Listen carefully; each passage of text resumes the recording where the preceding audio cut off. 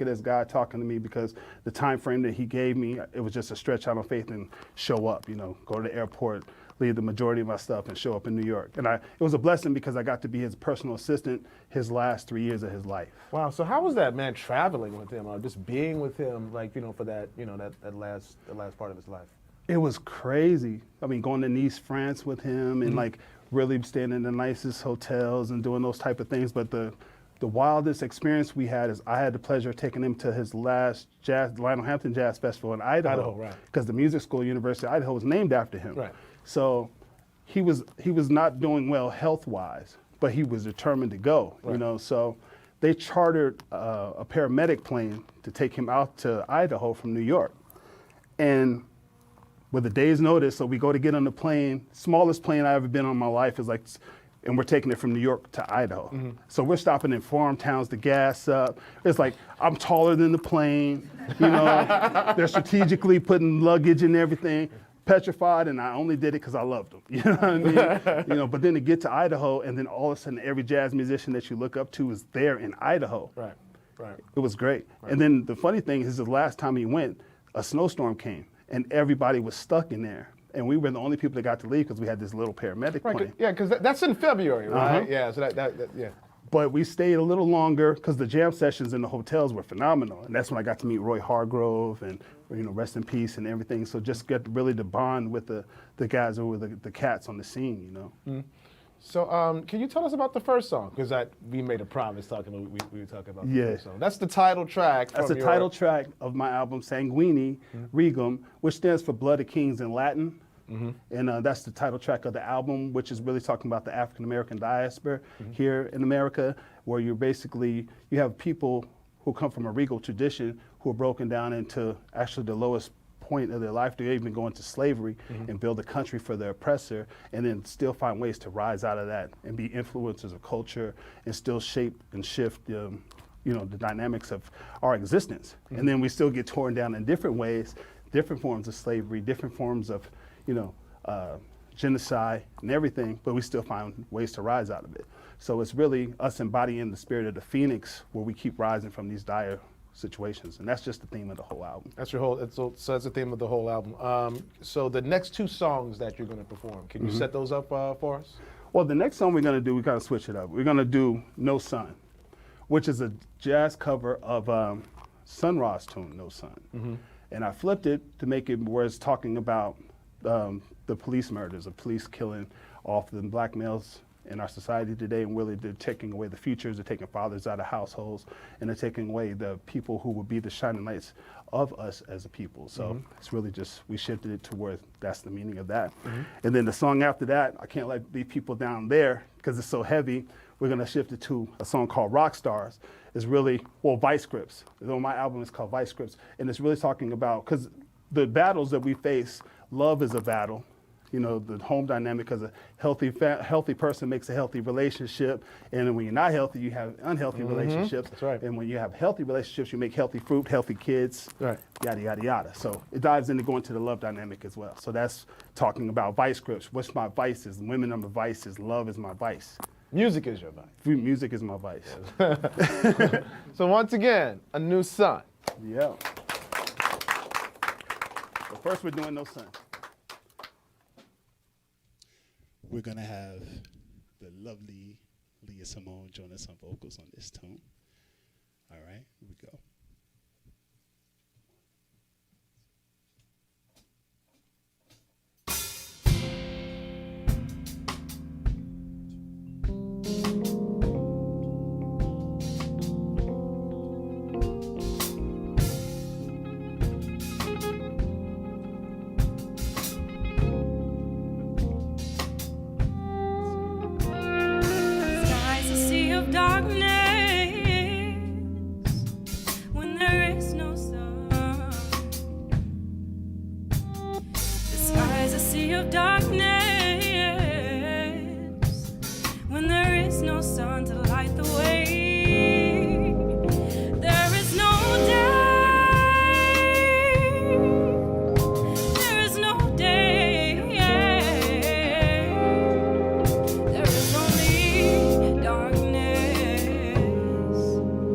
There's only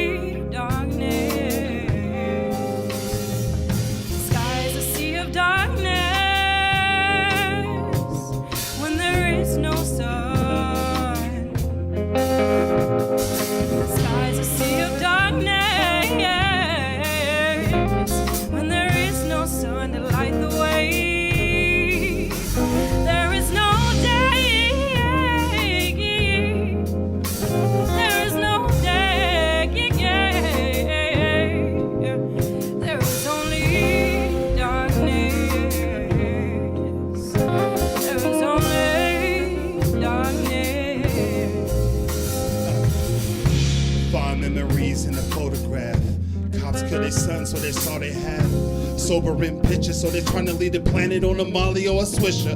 Disher, strange fruit, no juice. Sun-kissed carnage dangling from a noose. Happens any given day, you choose. The kids change kids for the PD blues, so where's the day? Where these cops still killing off our future, there's no day. That's the message that they're feeding to our youth. There is only darkness. On the prize, darkness. We the phoenix, so we all gonna rise. Skies a sea of darkness when there is no sun. Skies a sea of darkness when there is no sun to light the way. There is no day. There is no day. There is only darkness. Nothing but darkness. Yo, Jeff, make that guitar cry, bro. Let's go.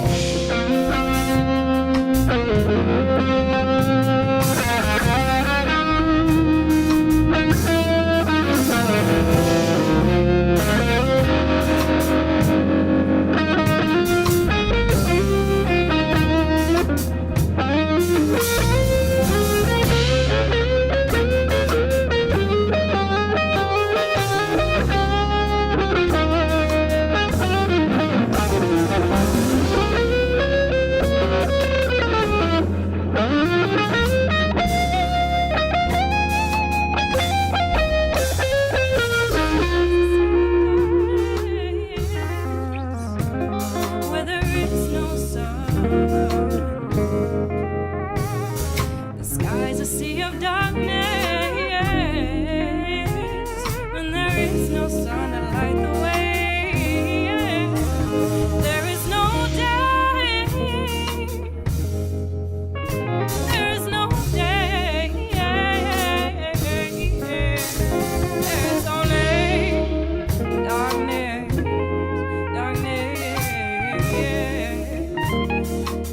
Marcus Black, give us some keys, bro. Let's go.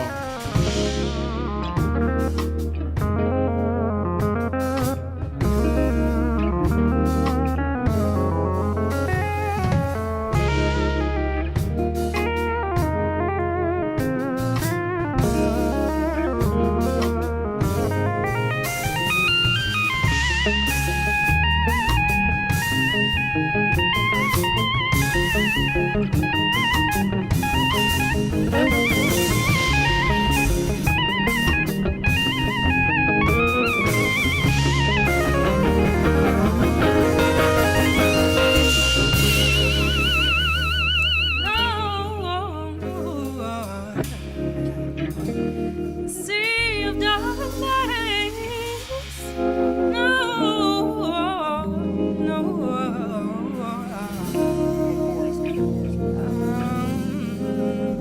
I said the sky's a sea of darkness where there is no sun. The sky's a sea of darkness where there is no sun to light the way.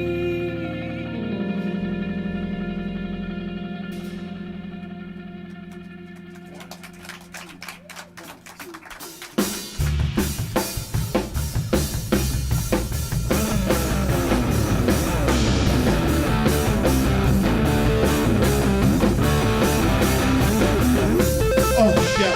Hey, hey, hey, hey, hey, hey, hey, hey. I'll tell you about this girl I know. Is that all right? Check. Yo, Georgia, peach, sweet and ripe, super freak, China white, Vegas strip, tendon night, fast car, flashing lights, goosebumps, sudden chills, first time with no training wheels, pedal to the metal, wanna pump them pills, break the brakes, speak kills, murder once she out on the flow, no front and she the queen, breathe the sun, she holler for more, now how you stop this thing, on no sight when she come through the door, bring it on the chase, down to the flow, cat her in the kitchen, girl, work it up slow, turn your hand, hers in pro, we my drug, baby, we love her, when we go like rock stars. Yeah, keep the thug, tear the city apart. But no, honey, the world's ours. Let's go. You're my special lady. Let's tear this freaking town down. Do your thing now. Check. Sugar brown, dark and lovely, hold me down. Why you cut me? Work it round, pop it ugly, so profound. Say you love me, icy cold. When we roll, we can keep you playing roles. Work that ass into the fold, but she never left it broke. Want a hard speed, hot beats, blaze the track, hopping sheets, backseat, Mac freaks, connected through a hyperlink. It's like that make me think. The crazy now, but on the brink. Play no ring, go down like drinks. No subtitle, but I saw it and sing out. We love hard when we go like rock stars. Keep it thug, tear the city apart. But now, honey, the world's ours. Let's go. You're my special lady. Let's tear this freaking town down. Yeah, it ain't rock without guitar. Give it to him, come on, Jeff.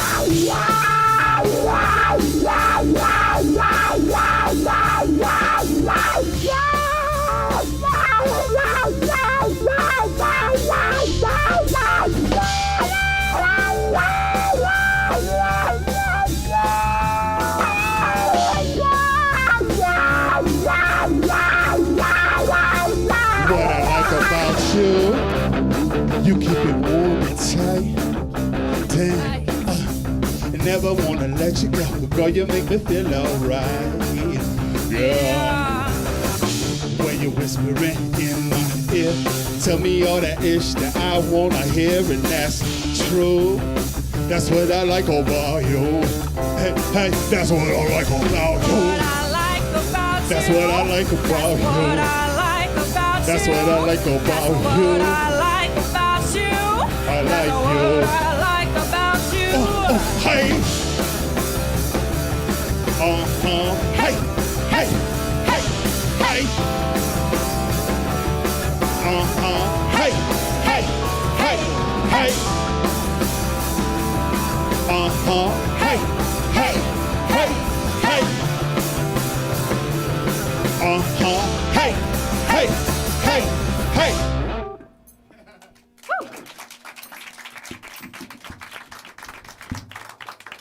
Dope, man. You know what? I was putting together the next stage of your career. So you move off from Lionel Hampton's assistant into being a producer. Yeah. Well, artist first. Artist. So how did you make Poet, that? artist. Well, how did you make that transition between this and this? And at what point did you say, hey, you know what? I'm a dope artist. Never said that. I wanted to be that. I aspired to be that. But I started doing music here in New York at a very special time. Because when y'all were at New School and Glass was at New School, and everybody was working on albums here in New York. So Erica was doing Mama's Gun. The Roots were doing, I forgot, was it Phrenology? I forgot what album they were doing. But everybody was recording an Electric Lady. Black Lily Jam Session was here in the city. That's right. It was just a magical musical time in New York. And I started off by doing poetry. So I just started, back then you had to get the Village Voice every week to find out where the open mics were. So I would go. And a real story I never really talk about is the week that I decided I was gonna step out and do it and stop procrastinating, 9/11 happened. And I went to my first open mic at Brooklyn Moon the day after 9/11. Down the block. And I made myself go. It was a somber environment, but it was just that first step, me taking that step in my journey. Because in your journey, you find is like the biggest thing you have to do is make yourself show up. So I made myself show up to that appointment that I set for myself. Right. And that began the evolution. And by me doing shows, like doing showcases at SOBs, I began to meet, I met Robert Glasper. Right. I met a lot of different people that were musicians locally in the scene. One time we were all at the same level. So we would back each other for showcases, and everybody's careers just started blossoming in different ways. Right. And when Rob started doing his personal albums, I always contributed his albums. Since Double Booked, In My Element, I did stuff on all those albums. So you like closer to the beginning. I was there at the beginning when he first got his first got his deal. I always did stuff whether it was chopping samples, recording the demos. All his demos start with me and him tracking in my studio at the crib, and it just evolved. So, he started like giving me credits on the album. And at the same time I was doing my album, I released my first album in 2010, Mr. Las Vegas, The Adventures of Mr. Las Vegas. And that came out and he played on the album, but then his career skyrocketed. And then he was like, yo, I want you to start engineering. Hadn't engineered before. But my grandfather told me like sometimes people see stuff in you that you don't see in yourself. So I accepted that appointment. Well, you know, that's the thing about New York City, though, man. You'll come here expecting and looking to do one thing, but an opportunity presents itself. And who are you to say, you know, I'm just going to stick down this road? Yeah. Let me see what happens down this road. Yeah, and so it's like I was engineering mostly demos at first, and then I was playing on the demos and doing the tracking, and then he would send it out to whoever was going to sing or play on the final versions, and then they would cut finals after that. But I still have credits because I do vocal mixes and vocal recording. Later it evolved. Long story short, we get to Black Radio, and when I first left Brooklyn and moved to Harlem, I hadn't even set up my studio yet, and he was finishing Black Radio 2, and he was like, "Yo, I got to bring Luke James. I'm finishing this song. We got to get it finished. I got 2 days to turn it in to the label." Long story short, we ended up writing Persevere, which is on Black Radio 2 that has Luke James, Snoop Dogg, Lupe Fiasco. So that was like the first heavy credit I had on the album as a writer. Right. But it's always been present. So your partnership with you and Robert Glasper has kind of like, you know, allowed your star to kind of rise. In I mean, he's my daughter's godfather. You know, we're like best friends. And you have a Grammy Award from that. Yeah, Grammy Award, well, nomination and an award. So we got a nomination for Black Radio 2. I would take either. And then, but then here's the thing. He told me he wanted to do the whole Miles Davis, the Miles Ahead project with me in the studio. So I engineered, mixed on that, worked on that project with him. And people don't know, there's 2 projects for that Miles thing. There's Everything's Beautiful, which is an album that we made of with mixes of like remixes of Miles Davis songs, which is and it features like Hiatus Coyote, Erykah Badu, Stevie Wonder's on that album. But the label didn't press that album too much. And it came out at the same time as the Miles Davis movie came out.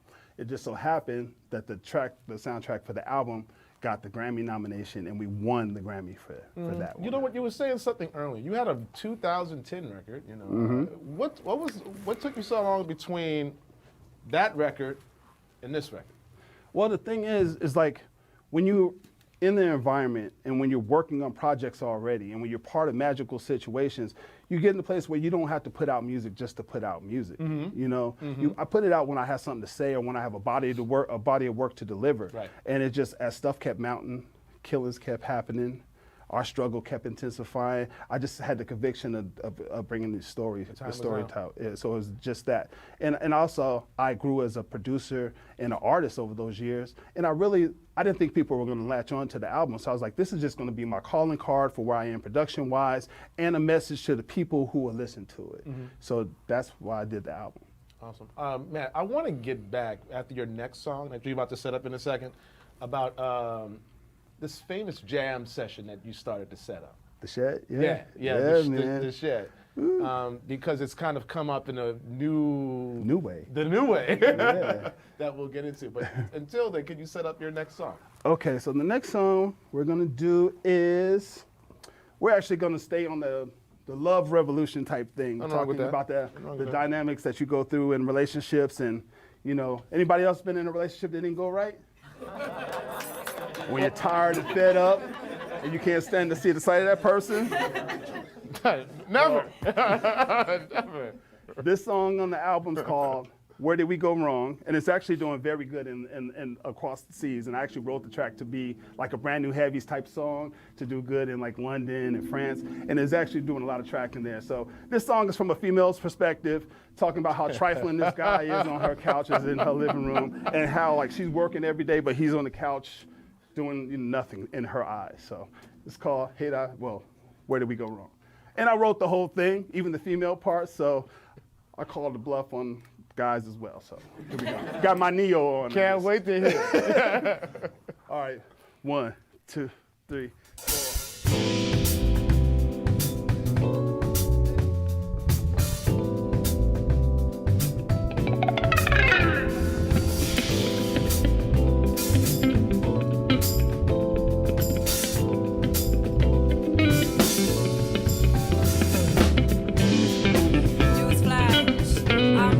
Time's up on the hourglass. Cute whip, but no gas. Try to do some gone, it will never last. Pack your shit, threw it on the grass. And you stay trying to show your ass. Now I know it's time to go. Where did we go wrong? What happened to the love when the day is gone? Where did we go wrong? What happened to the days when the love was strong? Where did we go wrong? What happened to the days when the love was strong? Where did we go wrong? What happened to the days when the love was strong? 8 hours, you're on the couch, need a haircut, shower. You're on the couch, cell phone, food, power. You're on the couch, stay needing some help, so I'm helping you out. Tell your mom that I'm sorry, it's still good, I'm gonna miss everybody. End of the party, I'm out EG, need a girl, but that girl ain't me. Where did we go wrong? What happened to the days when the love was strong? Where did we go wrong? What happened to the days when the love was strong? Where did we go wrong? What happened to the days when the love was strong? Where did we go wrong? What happened to the days when the love was strong? Listen, yo, bought my knob and you can't deny. You ain't the ribby, just the greens on the side. Not even the turn up, call you with the warm up. They call you and make it firm up. I need you to turn up this rib. Creating so I'm on my high power tip. So F that t-shirt, shower bitch. I'm tight foul, no rings, no vows. You my Saturday love, don't go getting new now. Helter skelter, murder these tracks. Listen to vein up to blow out your back. Is it bad that I ain't trying to make love? Freaking like Jodeci running down your papa. Think about it, I'll wait. You're my favorite cup buddy. Said that from the gay port, the shivery thick. It's like a milkshake. Wait to exhale, no defibrillator. What happened to the days when the love was strong? Hey, you sick? Where did we go wrong? What happened to the days when the love was strong? Yeah. Where did we go wrong? What happened to the days when the love was strong? Yeah. Where did we go wrong? What happened to the on that days when the piano. love was Come on. strong?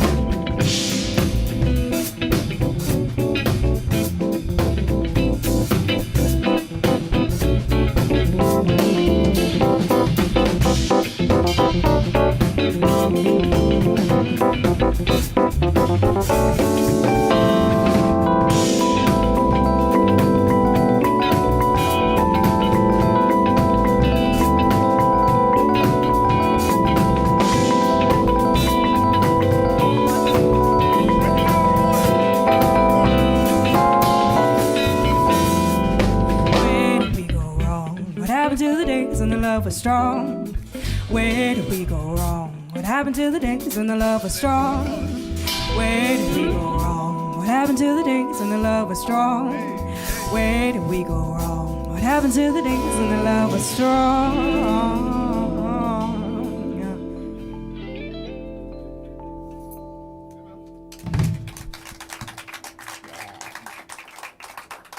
So, you went to Brooklyn Moon and you started making the sessions and you're making a name for yourself, and you decided just to start your own session. Yes, sir. And it's kind of funny because maybe, I want to say like a few months ago, I'm looking through the, whatever I'm looking through, and I see you have a session that you started that I remember called The Shed. Yes, sir. Then there's this huge place over on the west side that calls themselves The Shed. And for people who don't really understand, The Shed is musicians' vernacular for, it's The Shed. You sound horrible. There's a shed out in the back of somebody's house. You need to go in that shed and work everything out. Yeah.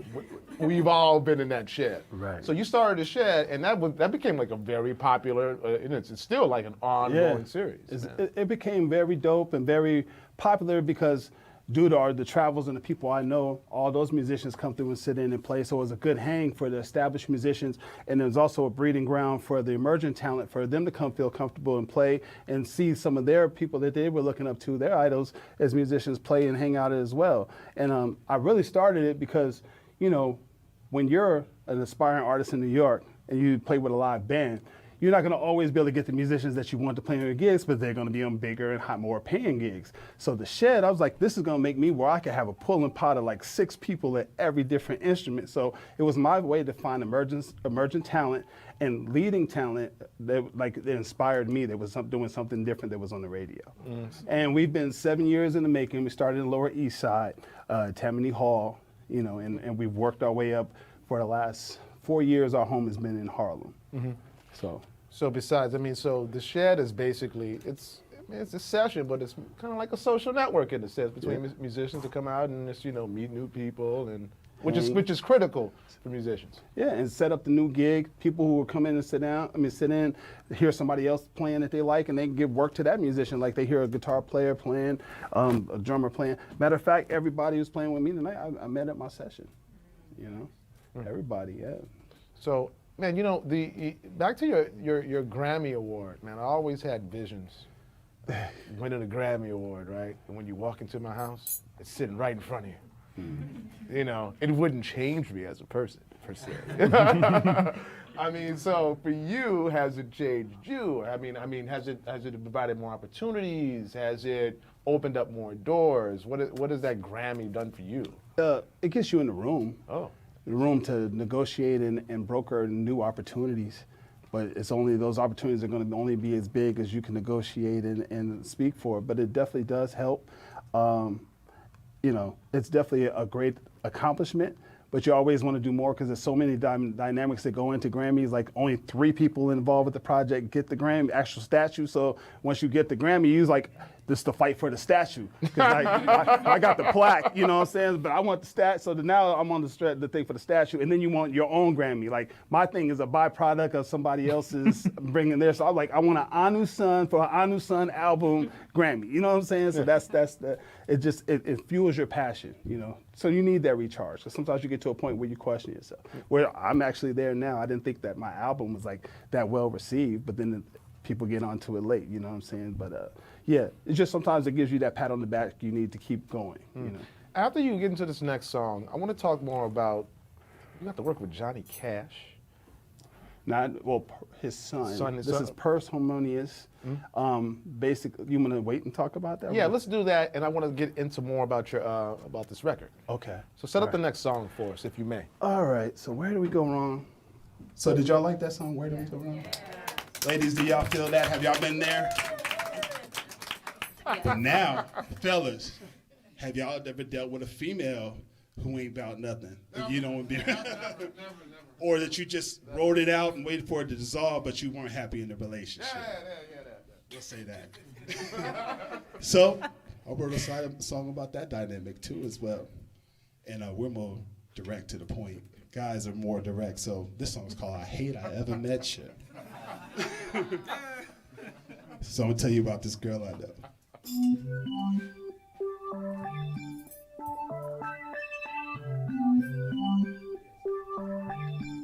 It's actually a true story. First verse is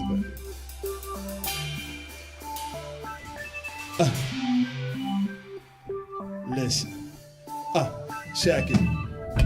Met her on the wind, bro. Sitting dolo at the bar, going in, yo. Had a rough day at work, wasn't checking for a skirt. Saw that honey brown skin walk in, no. Wasn't tripping, no. Let her pass me. Why you here alone when she asked me? Little eye contact, few smiles forth and back from a stool next to mine. She attacked me. Should've known she was trouble for my stressful job. Baby mama drama plus a football draw. Backs toward facts when I threw a few back. I got caught up in the rapture, yeah, she rapped me. Fell head over heels, I be tumbling still. And she didn't leave me only in the house in the hills. Took a bite into the apple and got tainted and ill. Damn it, Hawking is real, and I hate I never met ya. Back to my shit, I'm the door. Scared to talk, I left a letter, or else I'll never let you go. Save your breath. Said that shit 1,000 times.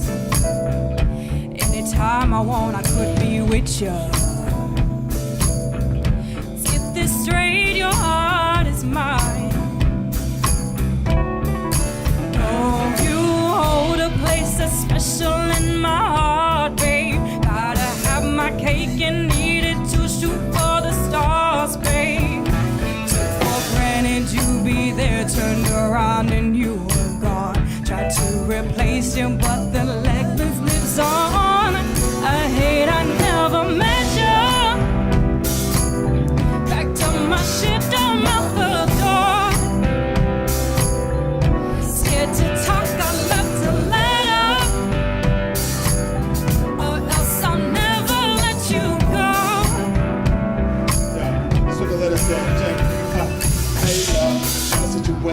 Probably fresh in the spot, know you love cocktails. Probably out on a date, said you had to work late, let homie dig in the crate. Damn, you thirsty as hell. Water under the bridge, messed around on the kid. Crossed me up, caught me slipping, now I'm back on my shit. Cooking my bed, I'ma need the key to the crib. Cheerios on grown, tricks for kids. Never grimmer inside, and the diamond flaw. Pretending she was mine, so my heart's been mauled. Violated crazy, still in awe. Any cat with swag, and surely get them draws. Thought you were my fiance. My kinky little missus like Beyonce. Guess not, here's a letter, hope you get your ish together. Here's a girl, don't treat me better, and I hate ya.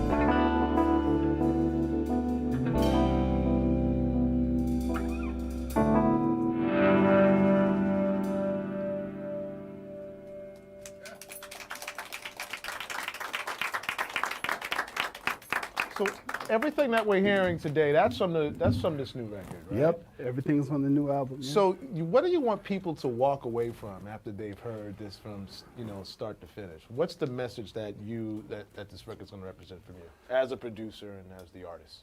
I want them to know that our situation and our condition was very traumatic, very real, very horrific. But at the essence and the core of it all, we are regal people with tenacity that our ancestors have put in us, so we shall rise from it. So it's an encouragement to fight through it and let them know that they're not alone and that the struggle is on every front. It's in love, it's in work, it's in school, it's in racism. It's in all different places. So it's just a place to get together, feel our pain together, and then fight together. So how long did it take you to put together the project? 3 years. Yeah. Because when I started it, I wasn't trying to put an album out. They were just songs that were coming, and I was like, well, maybe I'll give them to somebody else, but the theme started evolving, and I was like, wait, this is a body of work, and it just morphed into an album. So at what point did you say? I think we talked about this at the beginning, but since we're kind of clarifying everything, at what point you said this is the time, right now? Was it because of the politics of the time and some of the things that are going on, or this happened to be different timing? It was the time. It was the time to do it. And like I said, I wanted to find a way to reintroduce myself in a way, because I felt I grew greatly in what the things I do. So, and the message, I feel the people needed to hear the message. I was getting let down by artists who I look up to and people on the radio every day, and I was just like, are you in the same world that I'm in? How is not your art not reflecting your reality? So if you're not gonna do it, I'm gonna do it. Even if nobody listened to it, I can at least have the comfort and sleep at night knowing that I tried to put it out there. Right, right. So, I mean, any cameos, any special guests that appear on this? Yeah, well, Robert played on every song on the album. Who else is on the album? Maurice Brown is on the album. Mo Better. Mo Better. Yeah. Mo Better Brown's on tour. B-side alumni. Yeah, he's on the album. Casey Benjamin's on the album, who's the lead of Rob's Experiment Band. Yeah, so it was really homies. It was really family, because it's like, making a call. A lot of that stuff I started on myself, and it's just like I'm bringing people in to contribute and get in to do overdubs and stuff like that. You just said that, man, you were kind of disappointed with some of the artists that you came up listening to, and you wanted to set like your own message. What would be your message to younger producers, younger artists that are, emerging right now? What would be your message, or, people who just want to get into this? What's your message to them? To explore and you know, you're only going to be as good as as your ear and what you expose yourself to. And with, you know, we're in a global society now. It's a global community. So you need to listen to Brazilian music. You need to listen to what's hot in different countries, Singapore, Brussels. You know, you just need to be tapped into what the vibe is, and not necessarily copy those type of things, but let them listen to it so much that it finds its way to get into your art, just you know, subconsciously. You know what I mean? Well, basically just listen. Yeah, just listen, be tapped in, and then let some people that you look up to or the artists that you respect put their hands on you, because you need to let your musical ancestors or your musical peers and your musical people who are established help shape where you're going in your direction, because you can't really do it all by yourself. It's true. It's true. Can you set up the second to last song? I know time flies by. Yeah. This is a story behind this song. This song is our cover. We're all ears. This is well, I would say my version, but it's Robert and I's version of Afro Blue. And this is actually the original demo that we did for Black Radio 1 that Erica did. Yes. So this is that original track that Erica, we do have recordings of her singing this version, but they changed it at the last minute because Blue Notes wanted something more traditional jazz that swung. But this is more laid back with that hump in it, like what we really like, you know. So when they didn't take it, I was cheesing and I just tucked it like, man, I'm gonna keep that one. And I've held that since since we made the first Black Radio album, and it's Afro Blue. So wait, for this cut, did you put this on your record, or it's on my record? It's on my album. It's out. And we put it out for a second for free as a remix with Erica's vocals on it, but we took it down because I was like, when I decided I was going to use it for my album, I took all the links down. Selfish. And got another vocal. But so I have selfish. it, yeah. So that's what it is. All right. Once again, A New Sun. Okay, Afro Blue. Well, okay, give me a second.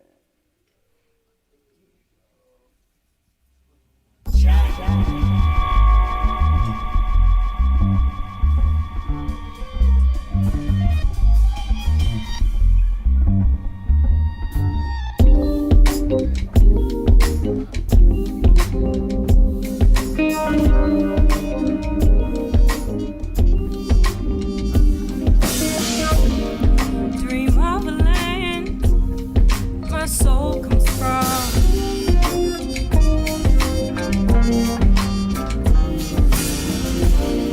I hear a head stroke on a drum.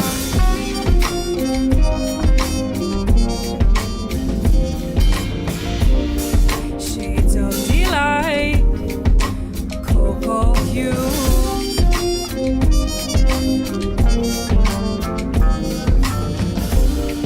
Rich as the night, Afro blue.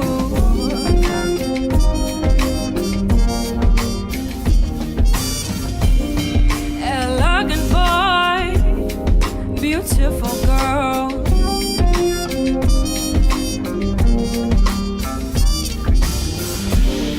Dancing for joy, delicate world.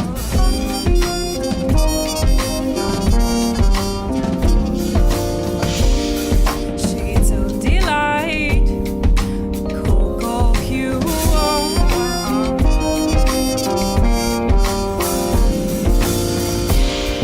Rich as the night, Afro blue.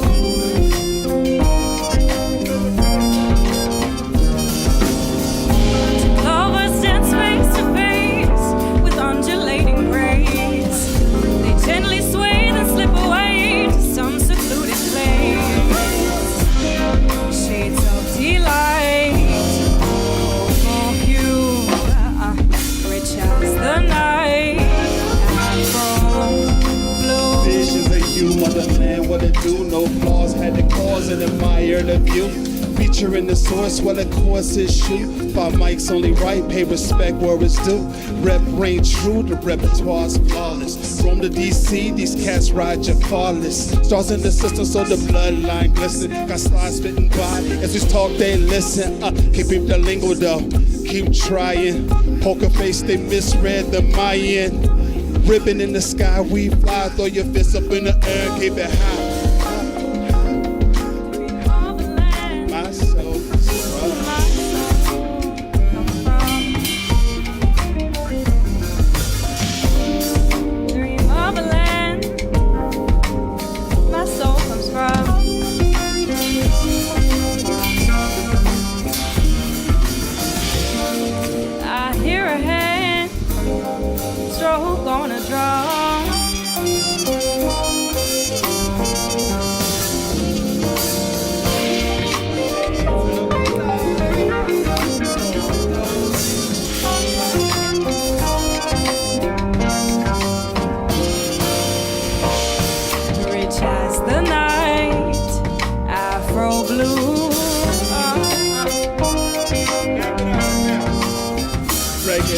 I have Afro blue. Me and you is Afro blue. Hey, Afro blue. Me and you is Afro blue. Hey, Afro blue, me and you was Afro blue. Afro blue, me and you was Afro.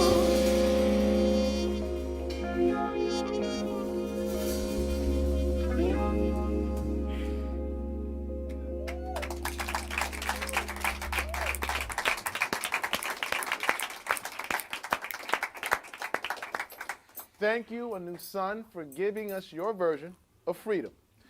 To see and hear more from A New Sun and hear his new album, keep up with him on Facebook, Instagram, and Twitter at Anu the Giant.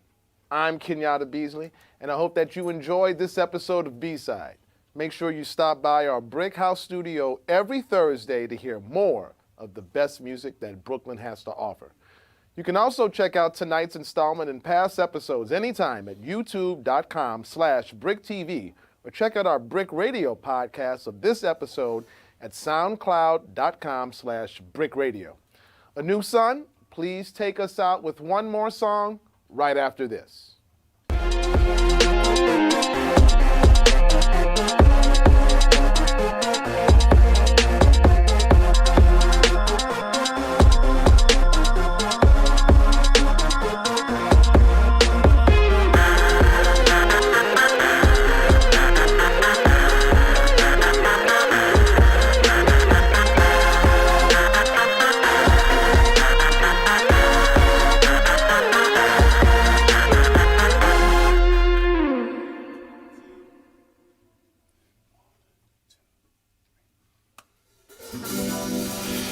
This tune goes out to all you evolutionaries out there. Stay encouraged, keep fighting, stay in the game. It's like this, you know, sometimes it's heavy, but you gotta stay in it, because you're fighting for a greater cause. You're fighting for our future, not for you, not for your household, for our people. 2, 3, 4. Grateful to be dead. This tune called The Martyr. Don't go crying for me. Ha. Grateful to be dead. Close my eyes, now I see. Listen, I'm a night of the living day. I go to war for my soul. These other rappers shuck and jive like hoes. 06 gorilla plus my flow ice cold. Test the corners of my square, homie head getting swole. Mixture all of the visuals and a mindset that is minimal. Niggas dumbfound, so we dumb down in the compounds and syllables. These classes clowns and the subplot subliminal. With cynical criminal pistol pivotal pause with the tentacles now. Guap's falling, futures get stolen. Cracks in the molding, so shorty growth is frozen. He walk with a hammer, so mama can't scold him. Ain't think about school, just to block and guap folding. With justice but fail. Now we in hell, plus it's beef in the streets. And police rock bell, shoot. We're free in the flesh, my spirit says sail. To the feature in the source is a being excel. So I'm grateful to be dead. Don't go crying for me. Grateful to be dead. Close my eyes, now I see.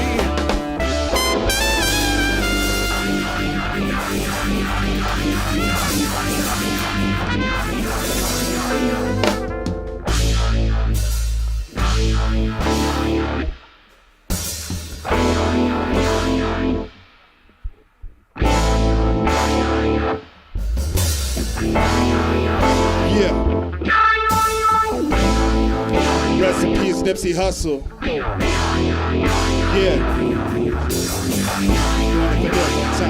Check. Almost forgot where I was going. Almost forgot what I was doing. I've been smoking, I've been drinking. Almost forgot where I was going. Out the window, what I was thinking. What the hell was I thinking? Almost forgot where I was going.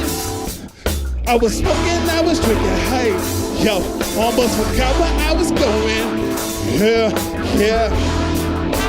Rolling down the city by myself, yeah. Dollar signs all on my head. I don't know how to do it so well, yeah. Rolling solo dolo, it's all trip. Rolling down the city by my side, yeah. Don't you know I do it so well, yeah. Dollar signs all on my head, yeah. Rolling solo dollar, it's a trip. I look at my music like a snapshot of my neighborhood. Glorifying the violence that's popping out here because it ain't nothing to glorify. I'm just representing what's going on out here. Perspective of a young dude that's been out in these streets in LA. Yeah, check lyrical assassin, murder one I'm pinning them. Punch me high bars, I bust through like a pendulum. Usually a gentleman, if I twist my arms, I go ape shit. Gritted throw my boots in black song.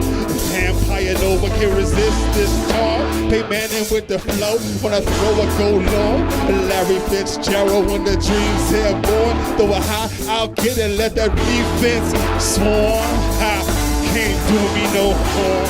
Got child bopping with that click-clack warm. Under Armour trick, why your face so long? Shot Billy Pace the skin, Bushman stand strong. On PE, you can't trust it. Proven excellence, y'all can't cut the busted. Envy scatters, wonder where chop. Dream of the things you'll never know. Oh, dream of the beauty within your soul. George Floyd! When you dream, dream slow.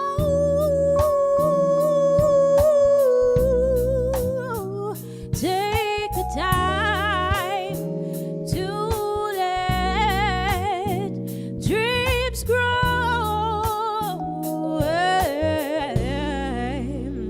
Just dream, just dream, just dream. For a blink moment in time, people are aware of what they're feeling every day. If you're going to restore and sustain a democracy, there must be an informed and engaged citizen. I spent 2 years in immigration detention. You know how much they spent to feed me for one whole day? How much? 75 cents. Immigrants as a whole, migration as a whole, is associated with lower rates of crime. Immigrants make our communities safer. What causes climate change, the selling and burning of fossil fuels, benefits most the power elite. And so they have a disincentive to address it, and they have an incentive to deny it. They're not gonna funnel more money into our schools. They're not gonna do it unless they have to, right? And the way they have to is by our participation, our organization, us taking accountability for our actions.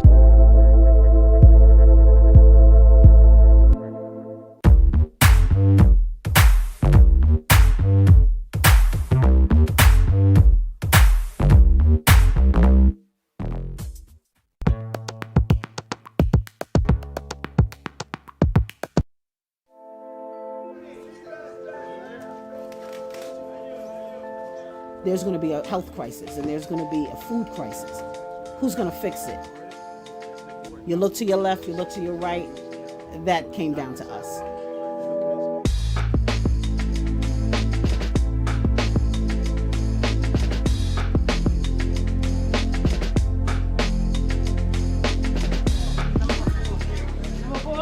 All right. These are my good people. We'll be starting in a few minutes. Before the COVID-19 pandemic, an estimated 1 million New Yorkers went without food. From March to May, that number more than doubled. Some estimate that 40% more New York City residents will face food insecurity this year as a direct result of the economic fallout. So, Chef, what happens on the corner of Belmont and Watkins on Thursdays? And we prepared 2,000 cooked meals Monday through Thursday. But on Thursdays, we have our fresh produce boxes where we distribute to the community. Come on, you gotta get another wheel, girl. Yeah, we're gonna fix that for you. Chef Rodney and his business partner LaToya Metters are co-founders of Collective Fare, a culinary training and catering business.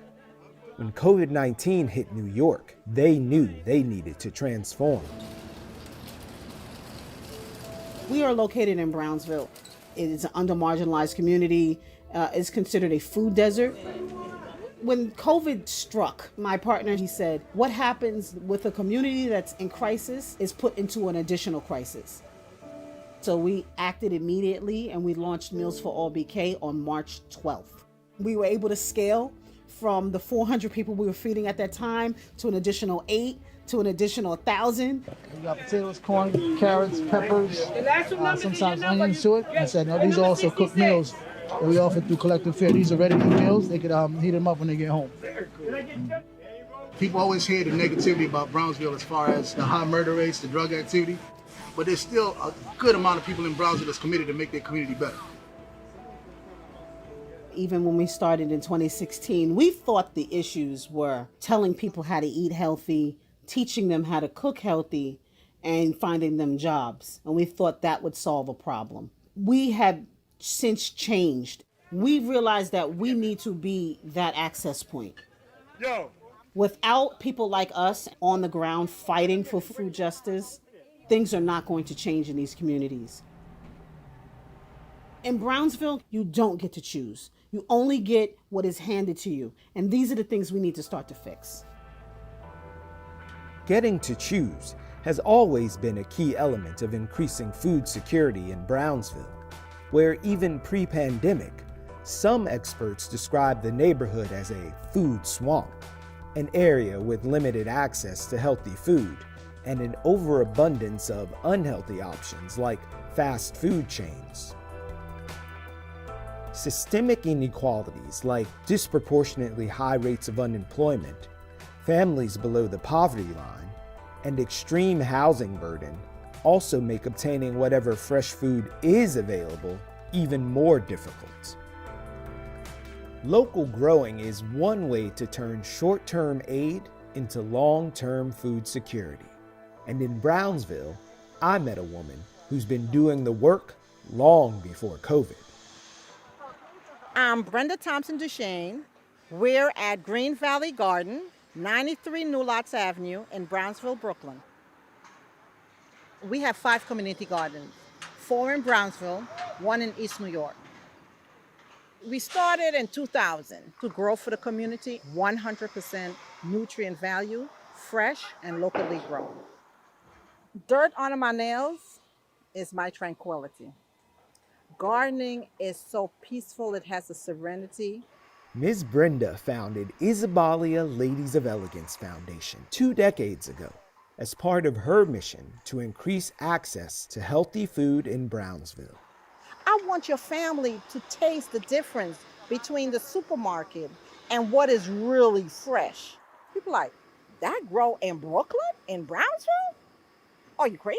Peppers and rate too, right?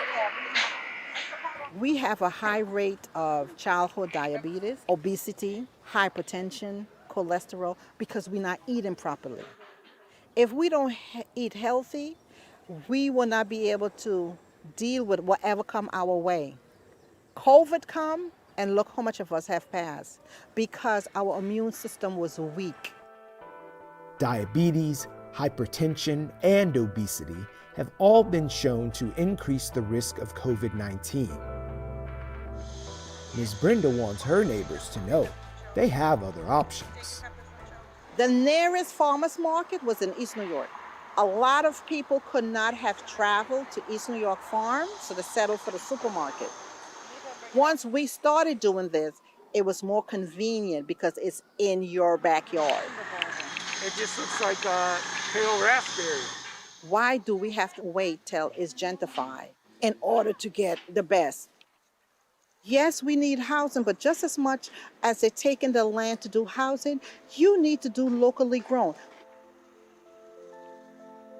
We got another year or so of COVID. COVID ain't going nowhere. If you look at the food lines, it's people will have never thought they'll have to come in line. So if we can't get the food to import it, how are we going to survive? Why are we not encouraging and teaching our community? Come to the garden, get a plot, grow your own. We need to start to be our own food czars and our own food advocates in our communities. The only other way that's going to keep me out of business is by learning how to create healthy access to foods within our communities. Then someone like me won't be doing anything really special because everyone will be eating healthy. What the Lord placed on my heart is to help the community. I can't help everybody, but as much people as I can help, as long as He leave me here and have me here on the earth, then I have accomplished my goal.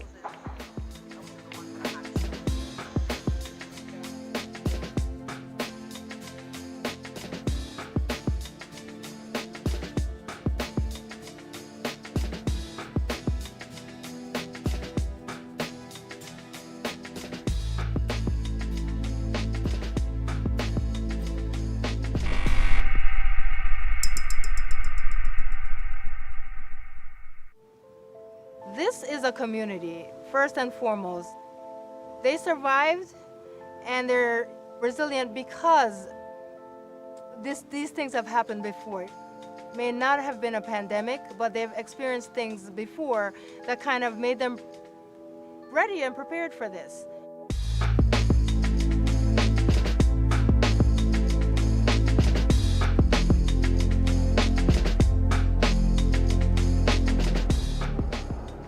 America has suffered upwards of 220,000 deaths due to COVID-19, more than 23,000 of them in New York City. In Brownsville, Brooklyn, more than 2,200 cases have been reported, and many of those people have sought treatment at Brookdale University Hospital and Medical Center. Brookdale, like the neighborhood around it, has been fighting the pandemic on two fronts: the disease itself and the emotional and psychological damage from the loss of loved ones, the loss of work and wages, and the loss of freedom to just live life normally. But a lot of this stress goes way back. Intergenerational trauma, where the parents had trauma themselves, the grandparents had trauma, and we're really in the first generation where people are getting a reasonable amount of mental health supports. Dr. Camille Archer, a child and adolescent psychologist at Brookdale, says a lot of people may not realize that during the height of the pandemic, many of her young patients were waiting at home, uneasy. This community, I think, has a high percentage of essential workers. And one of the things that I saw a lot with the children here is that they would worry that their parents have to go out to work. And that caused a lot of anxiety and, their fear that their parents are going to get it, that their parents are going to get sick and bring it home to them. Other reactions to the pandemic varied, depending on how old her patients were. A lot of conflicts with adolescents and their parents were about, they want to hang out with their friends, they're leaving the house, they can't stay here, this is horrible. But then there's a real subset of children who are anxious, who are being teased or bullied in school, and those kids are so happy they don't have to go to school. In the spring, Dr. Archer was treating most of her patients remotely. At the same time, Brookdale's emergency room was under intense pressure, according to its chair of emergency medicine, Dr. Sandra Scott. No one really expected what we experienced. So once it became evident that COVID-19 was on its way to New York City and on its way to America, we started to prepare in the best way that we knew how. So we started to think about surge space. We started to think about what additional equipment we would need. So for example, the oxygen demand went up considerably. So we went from an emergency department that maybe had an exchange of 10 oxygen tanks per day to an emergency department that needed 250 oxygen tanks per day. But it was far more than a question of beds and equipment. Dr. Scott agrees with people who say this was akin to going to war. So I feel like my employees were soldiers in a war against this pandemic, and they showed up. They showed up and they supported each other. And that's what kept people coming to work every day. That's what kept me coming to work every day. Even though we saw unbelievable, unimaginable tragedy on a daily basis, the drive to provide care and to help and to try and save as many lives as possible is what got people up in the morning and helped them to perform the selfless act of taking care of others. I'm wondering how many of those folks were presenting with pre-existing conditions that sort of exacerbated the condition that they were in with relation to COVID, and how that may have made things more difficult for a place that serves a community like Brownsville. I think what this pandemic has done is it's a big, gigantic spotlight. So for some of us, we already knew intimately what we were dealing with, and we weren't terribly surprised that the pandemic had a much more a negative impact on this population.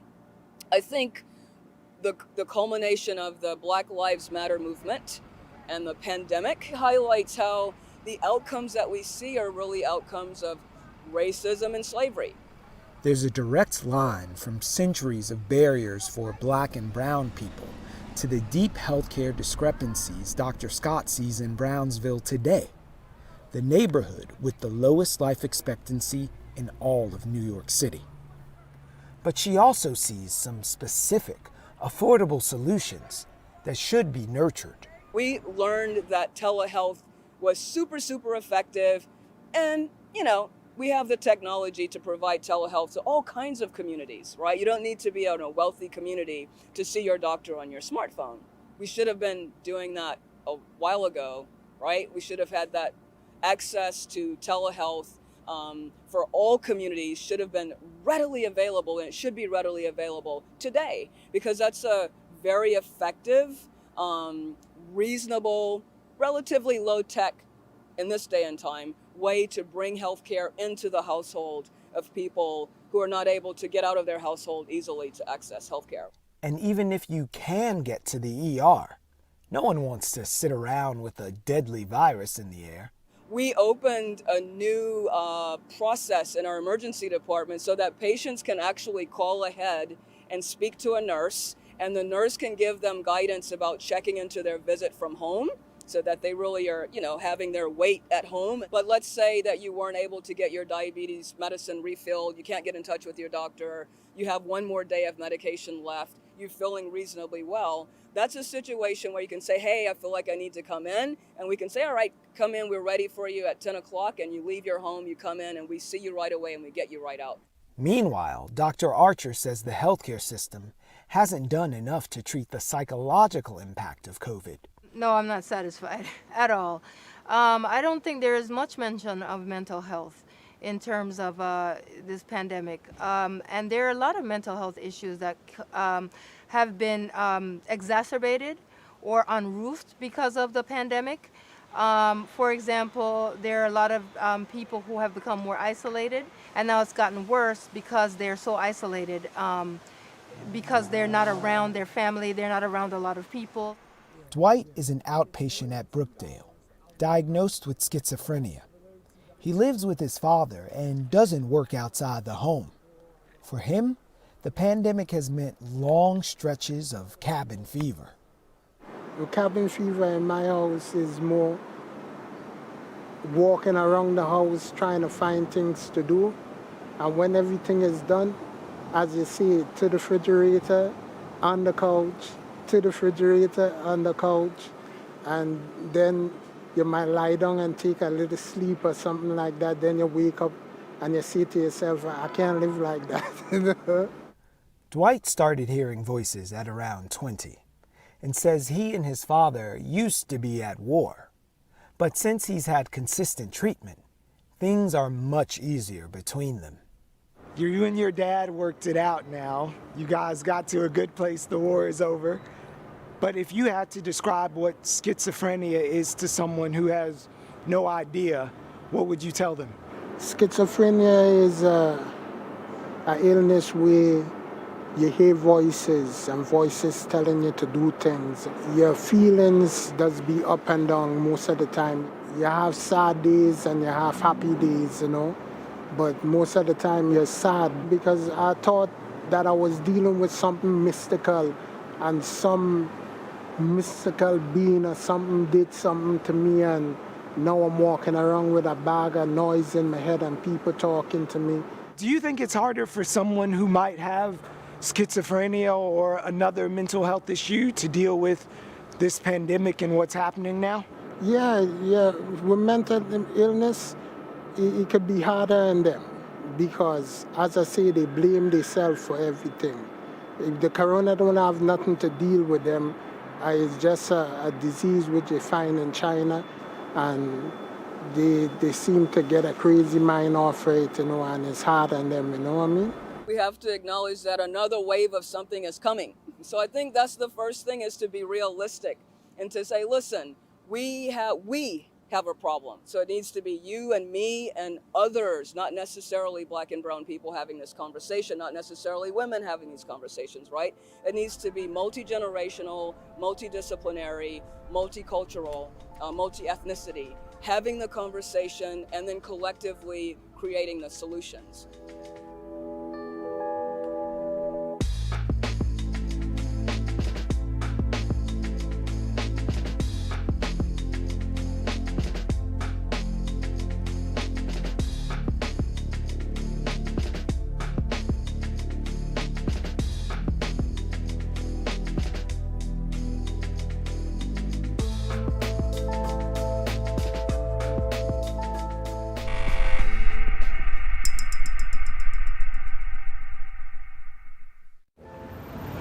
We understand that everyone's having difficulties. Our goal, even pre-pandemic, was never to evict someone. We're always willing to work things out because life happens.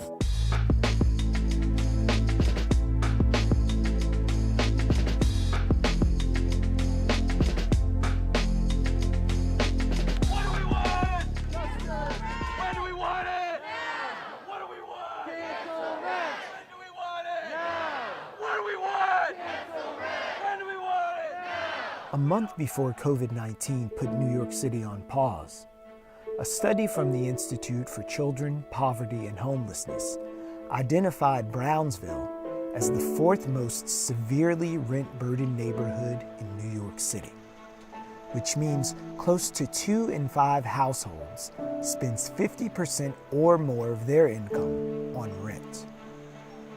Brownsville's rental vacancy rate is 4%.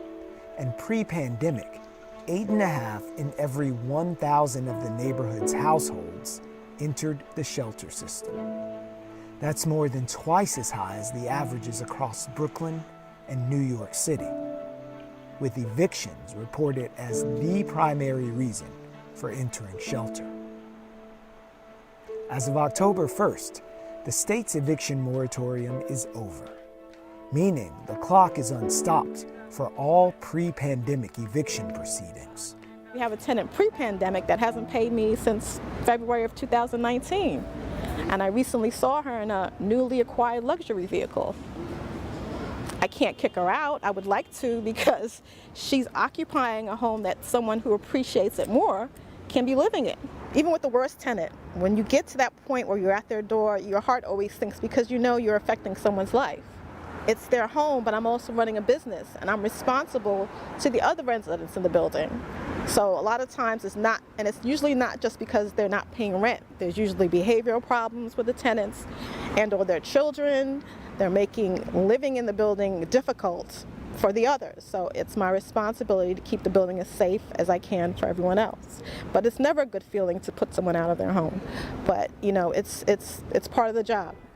Part of the job Sharon Redhead has done for 20 years, managing the 19-unit apartment building her parents bought in 1987. And her young sister Kim has been sharing the day-to-day responsibilities for the past decade. It's a family business in every sense. My memories have always been going with my parents to the building to do the maintenance. You know, Dad used to take me around and we would be in the basement. He would be gathering his tools because he had to do something. And I was always the one carrying, can I carry the hammer? Those are my memories. So those are the things that I remember as a child coming up. And handling some of the paperwork. I used to have to draw the lines for Daddy's little balance book. Those are the things I remember, you know, and that's my memory. So when I get, or I read in the paper, or I see the approach of the ugly landlord, you know, that's not my family. It's a family business, and that's how we treat it. My name is Alban Redhead. My wife and I purchased this building in 1987. It was closed up for a long period. I was told about 14 years. There were no tenants in the building. And most of the area was in a very desolate situation. But we decided to take the chance. By most measures, it was a good gamble. But after more than 30 years in the property management game, he can't help but feel a little nostalgic. My tenants and I were like neighbors, brothers and sisters. But since the politician got involved, everything split. The tenants were never hostile to the landlord before, never, until the politicians got involved. In June 2019, the New York State Legislature approved the most stringent rent laws in the country on behalf of New York City's 5.4 million renters. From killing the dreaded broker's fee to making unlawful evictions a misdemeanor. And in June of this year, the Rent Guidelines Board voted to freeze rents on New York City's rent-regulated apartments because of the economic effects of the COVID-19 pandemic. That's good news for some, but not nearly enough for others. The call to #CancelRent has been ringing out from the streets of our city all the way to the halls of power. I think the cancel rent movement has played an important role in getting people to understand the gravity of the crisis, the breadth of this crisis. Passed the strongest tenant protection legislation in America last year for millions of tenants throughout the state. But we still have a lot of work to do. And the issue now is to ensure that we prevent anyone from losing their home in the short term by making sure people are not evicted, and then figure out how to cover the cost of the rent. Brian Kavanaugh is the chair of the New York State Senate's Housing, Construction, and Community Development Committee. And it's critical that we make sure that this crisis does not become an eviction crisis. No landlord has a right now to push anybody out of their homes. We know that tenants, when they get eviction notices, they're legitimately concerned. We have legislation that would prevent not only evictions from happening, but the cases from proceeding, even cases from beginning and notices of eviction being filed on people. Right now, the courts are processing these things in a limited way. But we are committed, many of us are committed to making sure that nobody loses their home because of COVID-19 or because of the economic shutdowns, which were necessary, but were ordered by the government in many cases. So, this is not a problem that low-income New Yorkers created. It's not a problem that landlords created either. It's a problem that we all have accepted as our means of dealing with the public health crisis. Small landlords are facing the economic and public health crisis head-on, while simultaneously fighting a public relations battle. I hear the politicians shout some of this rhetoric. I think it's irresponsible because you don't ask any other service provider to do that. You're not telling the supermarket units, provide free food. You're not telling the utilities, stop collecting your monthly bill. So why would you take this kind of initiative with this particular service provider? It's a service we're providing because not only are we providing a home, but we're providing heat, we're providing hot water, we're providing electricity. All of those mediums come through us. So I think it's highly irresponsible and for people to expect that you can get all those services for free. I wish those politicians who are supporting that idea would agree to forego their salary to help those tenants pay rent and buy food. Put your money where your mouth is. So when you hear cancel rent, what's the first thing you think of? It's like a gut punch. Because, as I said before, It's not realistic. It's not realistic, Not and practical. we're all in this together. And this economy is cyclical. You take one spoke out of the wheel, and it no That's longer it. works. That's it. So when we collect rent, it doesn't go in my pocket. I have to pay the super, I have to pay the plumber, the electrician, I pay the water bill, the gas bill, the light bill. Heating season is a couple days away. Yes. And then big hunk goes to the city for taxes. And so if they don't pay me, all those people don't get paid. And those are also families. The plumber has a family, the electrician has a family, the super has his family to take care of. Would you consider yourself a business owner or an essential worker? Both. We are both business owners, and people don't like to discuss that when it comes to housing, but it is. For us, it is a business.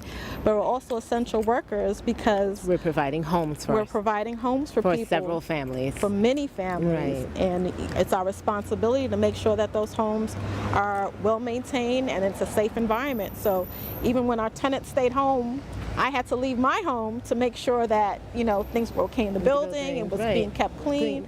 And they do it while collecting an average rent of about $900 a month in an area where an affordable housing lottery for a one-bedroom apartment for an individual making 50% of the area median income of $33,000 a year rents for $862 a month and draws thousands of applicants.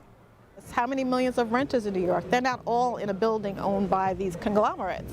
On this block alone, there are multi-family houses that, are same situation as us. First generation, second, sometimes third generation, and they're renters in them. So they have to value that because without us, these relationships are gone. And affordable housing is gone. And affordable housing is gone. Forget what the mayor says. Affordable housing comes from us. Like you said, our rents are under 9. Right. And that is affordable housing in this community and the new developments are double what our tenants are paying. So double. So affordable housing comes from small property owners all across the city. The impulse to draw the line between landlords and tenants is understandable. But it's a truly interdependent relationship, one that calls for more than angry demands from either side, and deserves the respect of uncompromising action from government leaders before, during, and long after the pandemic.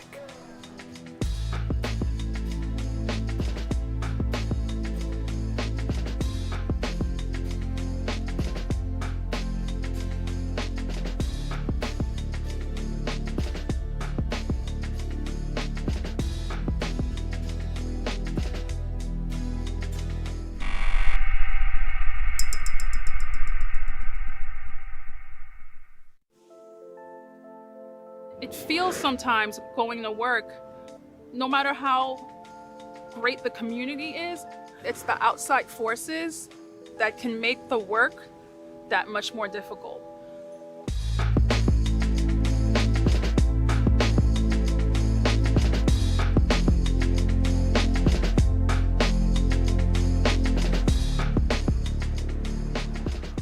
Days before what was to be the first day of class for New York City's 1.1 million public school students, Dr. Arabelle Pembroke, principal of the Riverdale Avenue Middle School in Brownsville, shared her excitement and concerns about the upcoming school year in District 23. With her rookie season as principal under her belt, Dr. Pembroke was ready to slay another school year. Then came COVID. On paper, my day ends at 4 o'clock. It doesn't. I'm on 24/7, right? On paper, I've got a list of responsibilities. In reality, I'm everything. I'm HR. I'm a social worker. I'm an instructional expert. I'm a disciplinarian. I'm a liaison. I'm a facilitator. I'm a trainer. And it's a lot of demands on one person. And on top of that, you add a global pandemic. Yeah. Where now I had to become a doctor. Right? And a press conference like liaison, communicate information to staff that I just got 5 minutes ago that I'm trying to process or unpack myself. Are you ready? Like, do you feel like it's safe to be back? No, I don't have a nurse. I don't have a nurse. Yeah. And it's my understanding that the school hasn't had a dedicated, permanently assigned nurse for a few years now, and I've only been here a year. Being under-resourced with overwhelming demands, Dr. Pembroke is choosing to accentuate the positive, focusing on the new instructional opportunities remote learning presents. It's forcing principals to just be innovative, right? Teachers too. My teachers, my Riverdale Avenue Middle School teachers, flourished with their approaches to engaging students online during live instruction, with their approaches to really tailoring an activity or a lesson or an assessment to really get to the root of, or to the point of, the standard that they're trying to measure the student's progress. Screen to screen. Screen to screen. But the idea of reimagining the school day presents its own set of challenges in Brownsville. Yes, outside learning makes sense, but not every school can. I would love to have outdoor classes here with my students.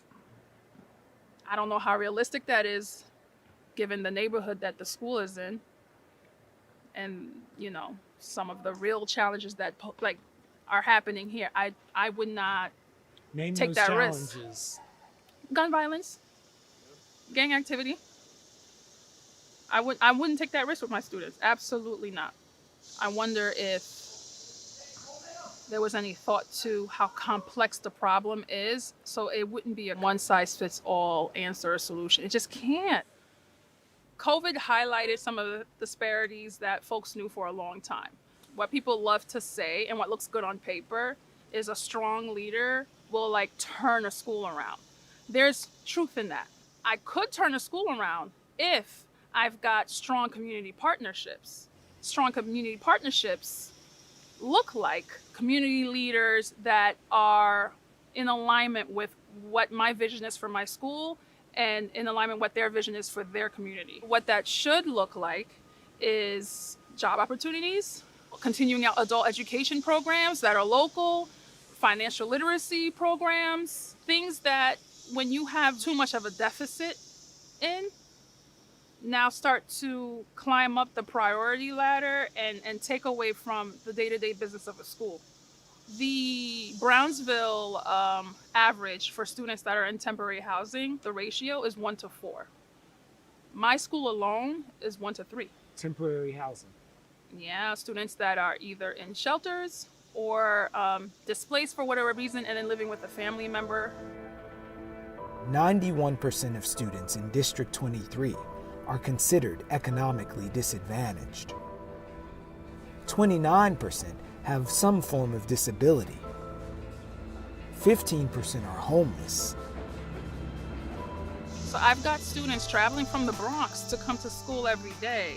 So when they show up to school at 9 o'clock or 9:10, you really think I'm gonna start really harassing them about why they haven't gotten here on time? It is still my job, though, as the leader, to motivate my kids to come to school, right? To meet with my families that are in temporary housing, to get them to, make every effort to send their children to school.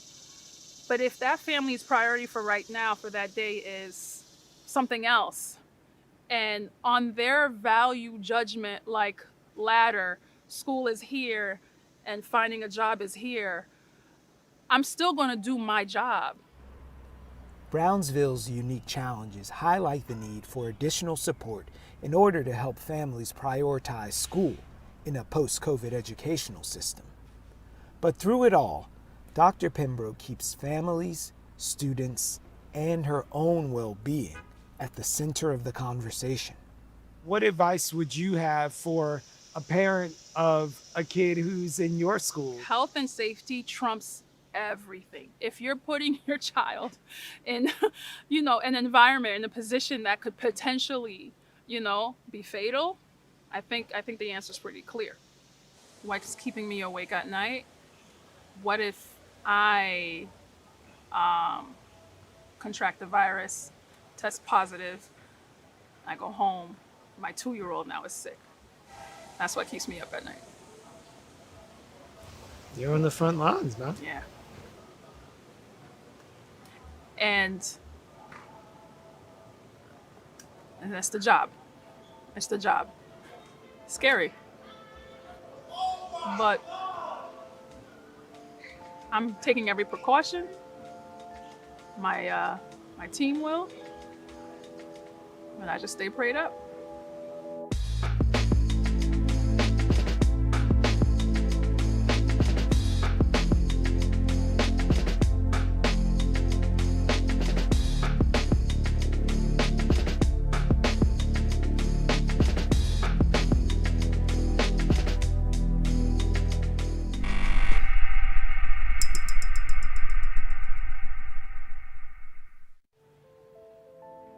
I go where it's real problems at, where people are getting killed. I can get killed. I don't got a bulletproof vest. I don't carry a gun, but I still go in these places 3 and 4 o'clock in the morning. You know why? Because the sick, the elderly, the kids, and everybody else need help.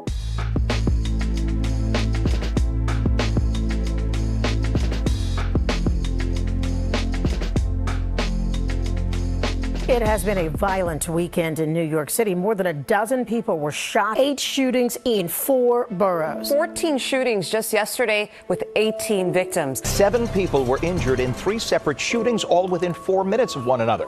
The shooting broke out just before 1 a.m. at the corner of Livonia and Watkins in Brownsville, Brooklyn. A shooting in Brownsville, Brooklyn. 3 people have been shot in Brownsville, Brooklyn this morning. Crime in New York City has been on the decline for decades. But in early summer, as the city cautiously emerged from months of COVID-19 lockdown, a surge in gun violence began. According to the NYPD, as of November, there have been 1,331 shootings in 2020. In 2019, that number was 685. The number of shooting victims has gone up as well. So far, there have been 1,635 victims of gun violence, as compared to 812 in 2019. In Brownsville, one of the neighborhoods hit hardest by the pandemic, murders and shootings are more than double of 2019. So what's going on in Brownsville?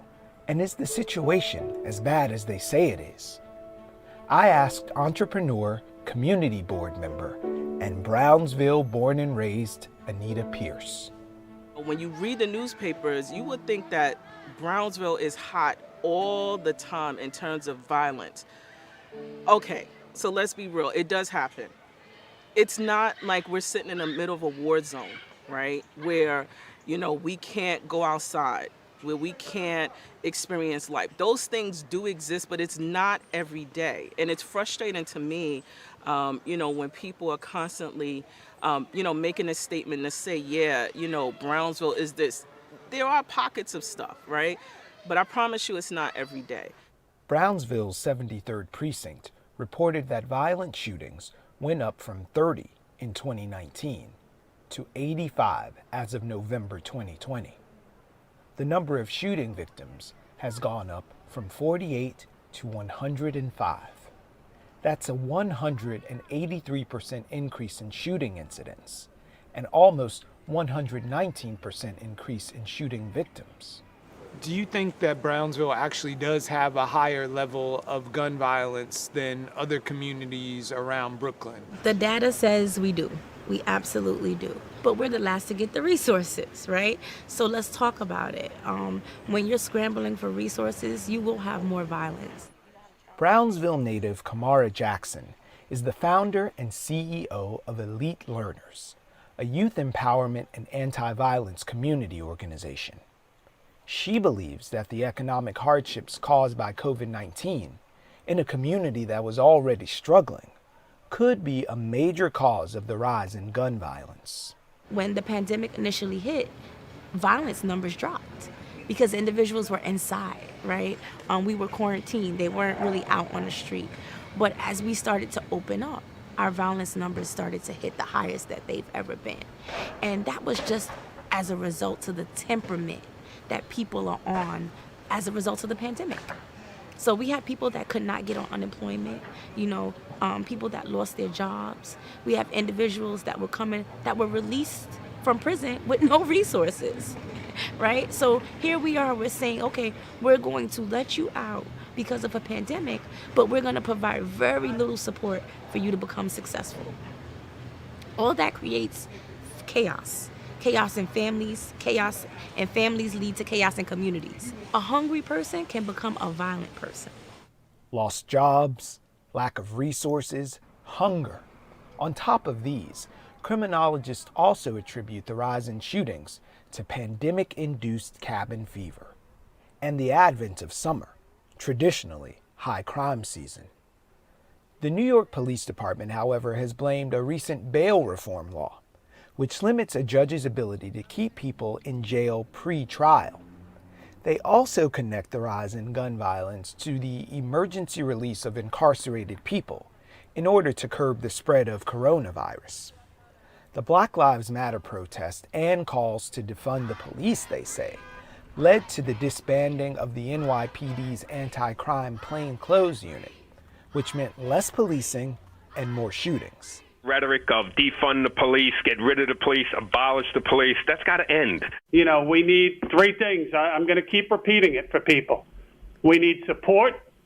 We need laws that help the police instead of handcuff them. And then we need resources. They've blamed the shutdown in the courts. They've blamed the bail law. They've blamed just the prosecutors. I mean, it's like, pick a reason and they've blamed it. But where they faltered is providing the evidence. Anyone who's out there surmising what kind of impact the pandemic has had on violence is just doing no more than surmising. And if they're coming up with very firm conclusions that the pandemic means that there's more violence, means we should be giving more money to police, and it's especially that message is coming from the police, we should be really wary of any assumptions that are being drawn. Scott Heckinger is a public defender and the former director of policy for Brooklyn Defender Services. Today, he's the founder and director of Zealous, a national advocacy group of public defenders working towards ending mass incarceration. Police are the reason why there is more crime, so-called crime, in these neighborhoods, and more violence. Characteristics that drive violence: isolation, shame, economic deprivation, and violence itself are the primary consequences of over-policing in communities. It makes communities feel isolated, makes people feel ashamed. It takes away resources that otherwise would be spent on poverty alleviation, and being handcuffed, even if you ultimately don't get arrested, being stopped and frisked unconstitutionally, being shot by police is obviously a form of violence itself. Police officers, there's very little engagement. There's a lot of patrolling, right? There's a lot of looking, and there's very little interaction. In our community, at the state that it's in now, we need engagement. We need interaction. We need people to know how we're feeling and how's our day going, and we need, to have support systems around. And that's what the Cure Violence organizations provide. It's a big support system for communities. Cure Violence programs take a public health approach to reducing violence by training credible insiders to be what are known as violence interrupters, usually former gang members who draw from their own experiences. Their job is to engage with young people and then identify and mediate potential conflicts before they turn violent. I want to show the black young male and also the black young lady what a black male can be, even when you go through all that. Despite me going through all that I've been through, prison, being shot, shooting people, being arrested for murders, being accused of murders, being in prison, going to war, being in solitary confinement, doing almost 35 years in prison, and all this, total, all this violence that I've been through. I'm showing them that despite I've been through that, I didn't break, that you can change. You can change your ways. You can change everything about you, despite what you go through. You don't have to give up. Anthony Green is a violence interrupter who's prevented hundreds of shootings that could have led to people getting killed, injured, or ending up in prison. Just the other day, I was fortunate enough to get some young guys jobs. Do you know how good I feel? Seriously, even my cousin's son, I got him a job. Do you know how good I feel just doing that, I got another young black man a job. That's action. Instead of worrying about what his problem is, I wouldn't solve the problem. The community members are more likely to listen to someone that looks like them, comes from where they come from, and really walk the normal roads of life. And that looks 9 times better than having 40 police officers on one corner. You know, our young people are already naturally afraid, and they have a guard up when it comes to officers. What is the relationship like being a violence interrupter versus working with the police? I just want something clear. We don't work with the police at all. A violence interrupter is here for the people of the community, whatever community that you're in. I'm not getting involved with your police work, and I'm not here to assist you. My concern is my community, to keep them from hurting each other, killing each other, robbing each other, or whatever the case may be. Whatever y'all do, that's on them. I'm from this area, and this area has always been violent, unfortunately. You can say poverty, you can use the drugs, you can use all that. But let's not get it twisted. We can't bring guns and drugs here. However, if you don't have jobs and you don't have ways and means and resources to do things, what will you result in? Our kids are hungry, they're starving, and they're starving for success. They want to make it out of Brownsville. They want to tell a different narrative. And that's what we're here to encourage them to do. We are mothers, we're fathers, we're community members. We don't want violence. We don't want to be hurt. We don't want people to be shot. So never ran, never will. Yeah, that still exists. However, you know, when you're thinking about you know, what you can't Google is the heart and soul of the community residents that live here and want to remain here. The new Brownsville is one where we are aiming to create an environment where everyone is like happy, whole. One where, you know, when I think about where we're sitting, that my daughter comes and plays and there isn't any issues or concern. It's peaceful, it's quiet, you can sit and be able to enjoy, you know, just actually sitting in a park and enjoying it.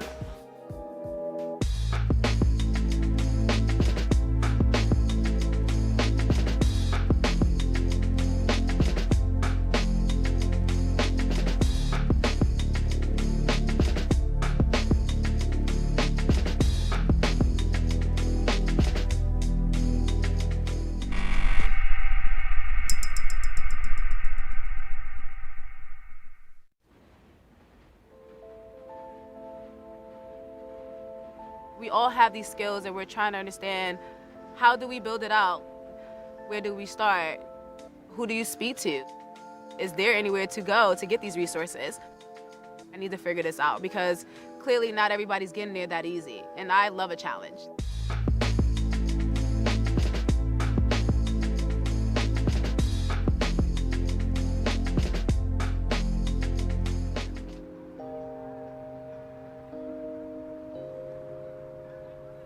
Before the pandemic hit, the median American household income was nearly $70,000. In Brownsville, Brooklyn, it was less than 33.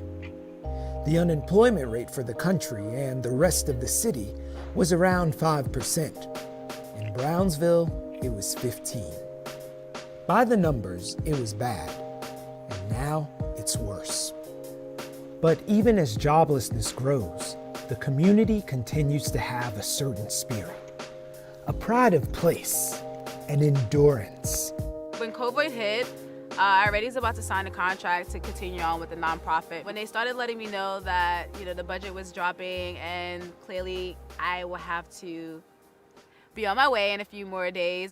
But instead of becoming a statistic, Kiana Hallams became an entrepreneur. She'd been taking a business class hoping to become a fashion designer when she landed on an idea for a new enterprise.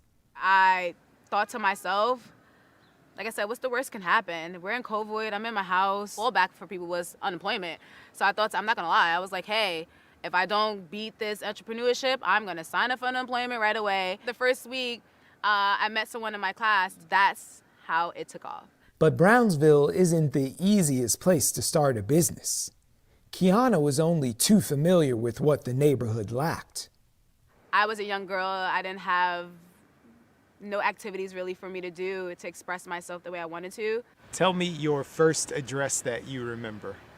725 Stanley Avenue. That's the address there. There was a one-bedroom, me, my mom, and my two sisters. It was a really eye-opener for me growing up in that neighborhood. I would never forget the day, you know, when police raided over here. I don't know at the time how it happened, but I do remember them taking my mom, put her in jail right here at the precinct, and they took me along with her. And I would never forget, you know, just watching my mom and her just pleading, just like, you know, she's pregnant. That's the main thing I noticed that we didn't have a lot of, just safety. When it doesn't say safety from each other, it's just in general from the world, because we're already characterized as these people. So people already walk past us thinking we're gonna be this type of person. And I want to change that narrative. Like, who wouldn't want to wake up and say, I own the company down the block, and your neighbor is your friend, and they own your next door business next to you. There's others doing it. Why not start here? Kiana decided to turn from making fashion to making personal protective equipment, or PPE. Things change when the world changed, and that's why I said I was actually just a fashion designer. I wasn't thinking about becoming a manufacturing enterprise. Everything changed, and that's what I thought. I want to save lives with these type of items that I'm making. In her class, she met someone who knew someone at New York City Housing Authority, or NYCHA, which runs the 362 public housing developments throughout the city, the highest concentration being in Brownsville. They were looking for someone from the community to help make masks. Really thinking to myself, holy shit, I'm really doing this. Like, and the next thing you know, someone else in my class reached out to me and was like, the commissioner was sending out a list of them asking for vendors to create PPE. And they was like, well, you're a designer. If you're gonna do face masks, you should think of other things. And I looked at this little list and I'm like, gowns? I could make shirts, I could make gowns. And I kid you not, and I tell people, I looked at the application and it legitimately said 10,000 gowns a week. I looked at it and I was like, who says I can't, you know? She started filling orders and hiring staff, pulling in out-of-work folks she knew from the neighborhood. So for Kiana, we're really excited. I mean, she is the epitome of what you want to see every other person in Brownsville do, right? Take their natural talent, develop a business, obtain a contract, and operate within their own community, and then hire people. And so for her, we're actually in the process of helping her locate a space where she can fully manufacture the PPE. LaShawn Muhammad is the director of the Central Brooklyn Economic Development Corporation. What we're looking to do is not just bring in the next Target on Pickett Avenue. If you look at our business corridor on Pickett Avenue, there's only one business that's owned by a local resident. What does that tell you? We are not supposed to create a system where people have to be dependent upon them, right? Because poverty essentially is a business. Helping people become self-sufficient is where economic development plays a role and will address the issue of the trauma, right, of poverty, right, of having to depend on another thing, a person, for your very survival. Just before COVID, Brownsville got some help in building these systems. It came in the form of a grant that brought together some of the neighborhood's leading community organizations. So Central Brooklyn Economic Development Corporation, Brownsville Community Justice Center, and the Youth Design Center, formerly known as Made in Brownsville, along with the Community Board 16, 4 institutions in Brownsville that is part of the Brownsville Mobility Labs initiative. And this is a national program sponsored by the Robin Hood Foundation that literally assists communities to come up with their own economic mobility strategy for their community. It's been a 9-month planning process with Jobs First NYC.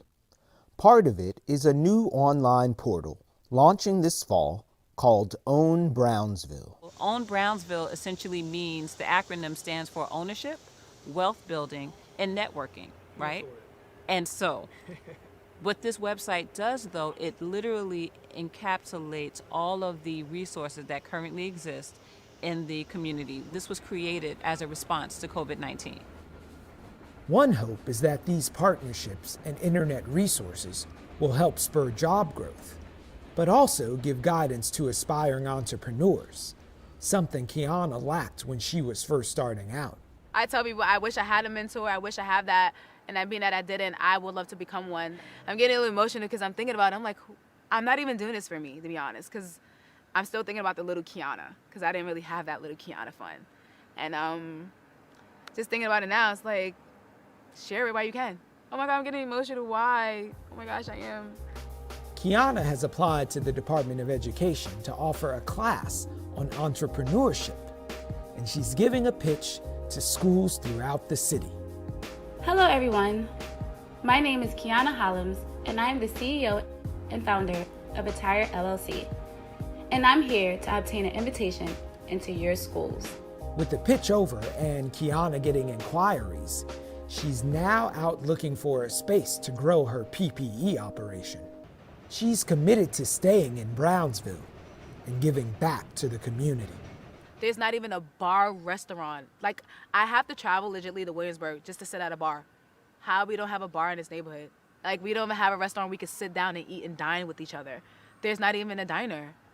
Like, there's no place for us to be civilized people that we can feel in this community. So that's why I'm like, who tells us that we have to leave here for this to be built for it to be comfortable for someone else? No, let's build it and comfortable and stay here, okay? And I think that's what it needs to be changed in Brownsville, and I think that's my way of seeing Brownsville, is that type of change.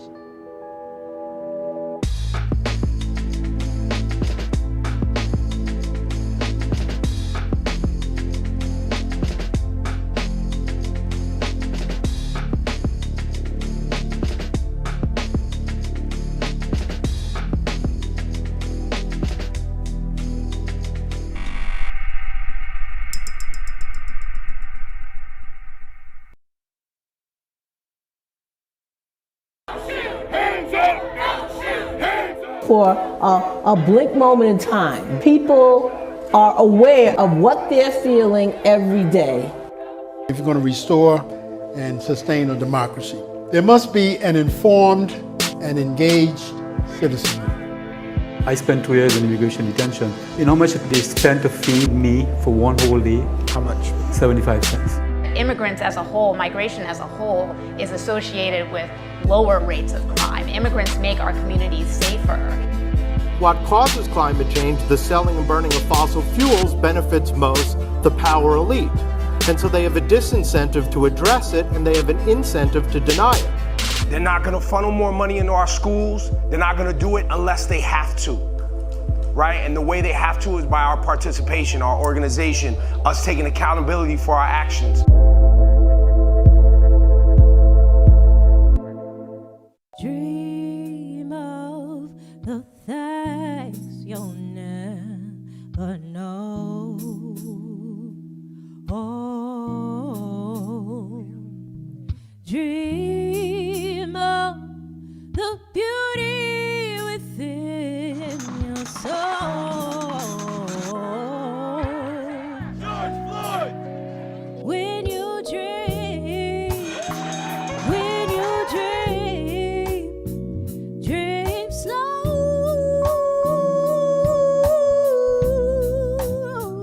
Take the time to let dreams grow.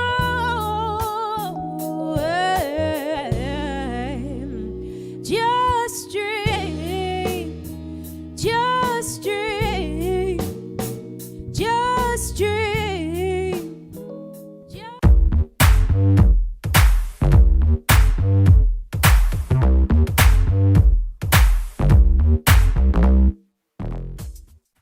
What's the collective noun for anti-hero? A gang of anti-heroes? Is it a murder of anti-heroes? A brood of anti-heroes? Oh, right. Who cares?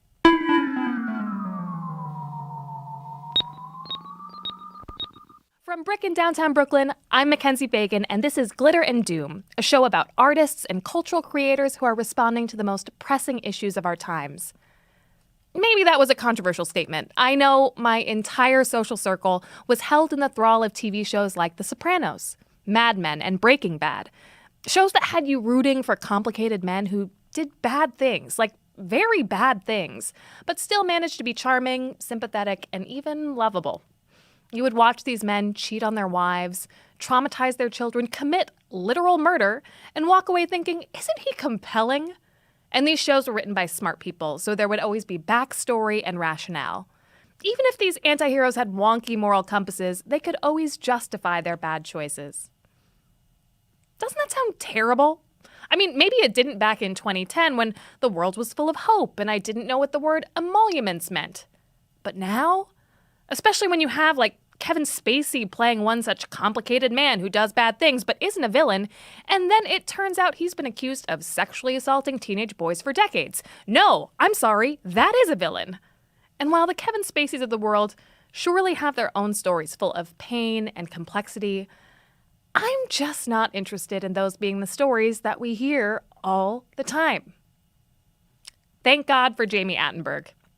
She's written 7 novels, and not a single one of them stars a male antihero. Her latest book, a family drama called All This Could Be Yours, does feature a Tony Soprano-like character as the patriarch of the family.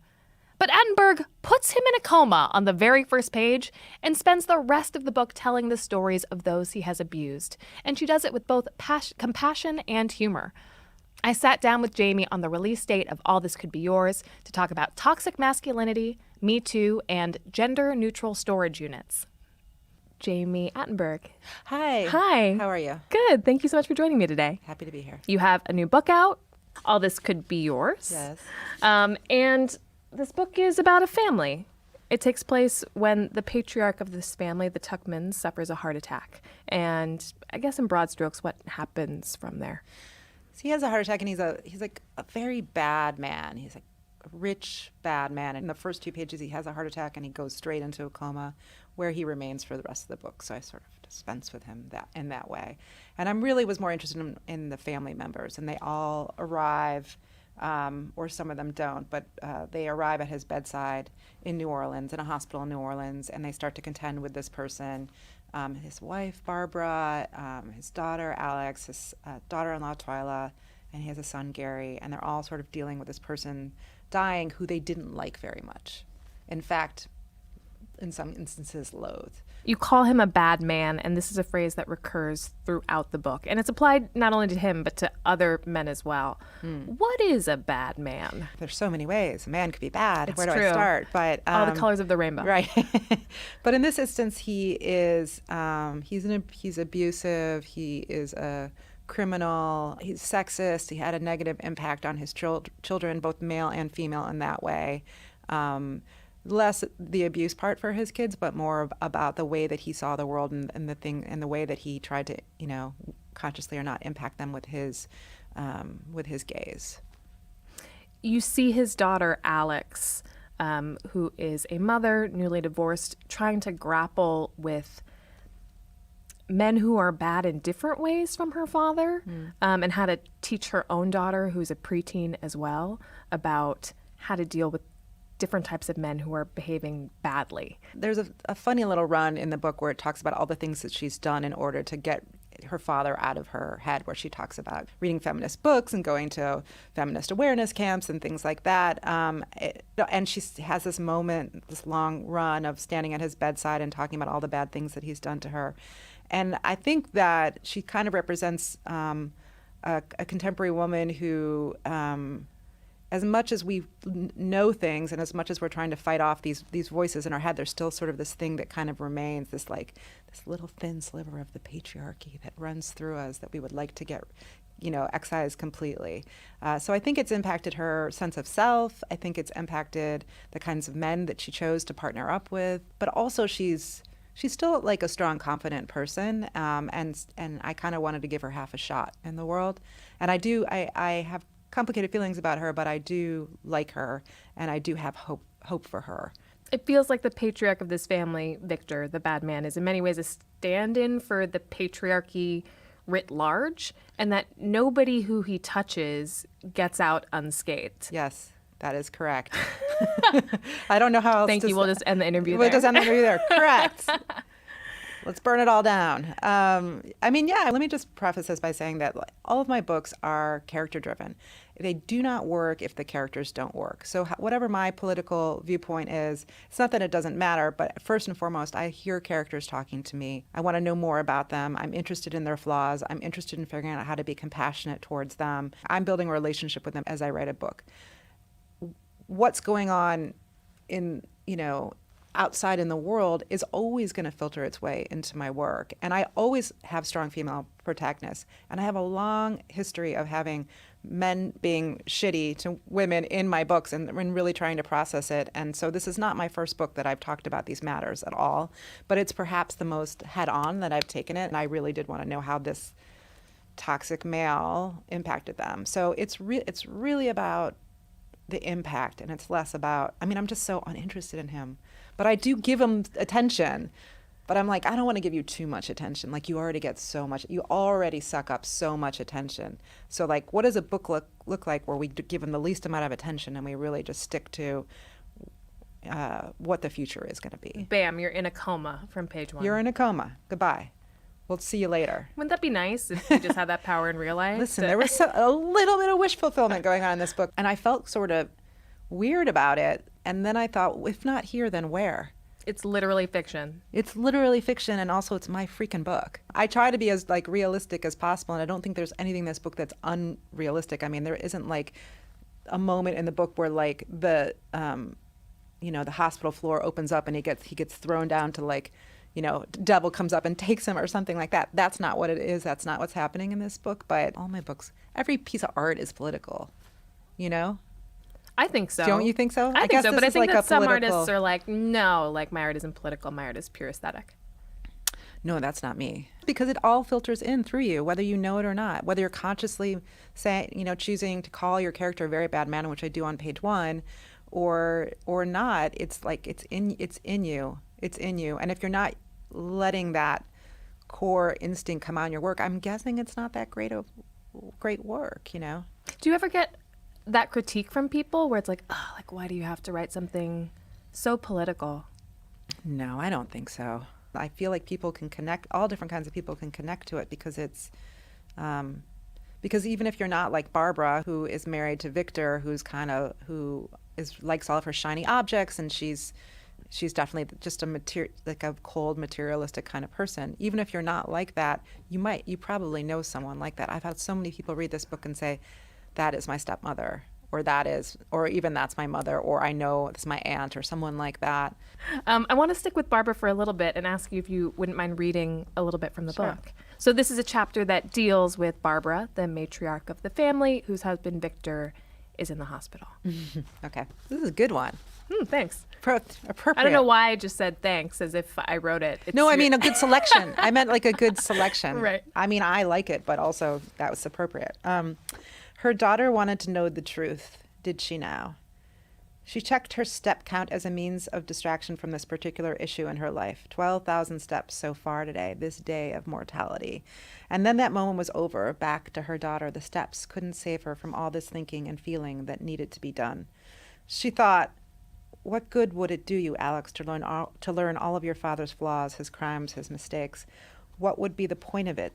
To know anyone's weaknesses that had never helped Barbara in any way, to know their strengths, what they had to offer her, how they could surround her with things she desired, how they could shield her from the world. Those were the things worth knowing about a person. She continued to walk the rectangular path of the hospital floor, thin and pretty and thin, her mantra as she walked, one she'd repeated for decades. Where it came from precisely, she was unsure, only that it had been there for so long it was too late to shake it now. All she knew was if she kept moving, perhaps she would arrive there, at that destination, pretty and thin. Oh, Barbara. Oh, Barbara. How did you feel about Barbara?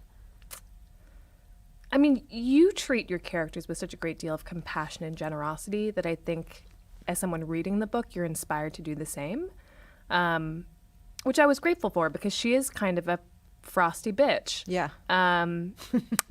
But I appreciated that you helped me see the redeemable qualities in her, and that she ultimately was a victim. She was a victim her entire life. Do you think so?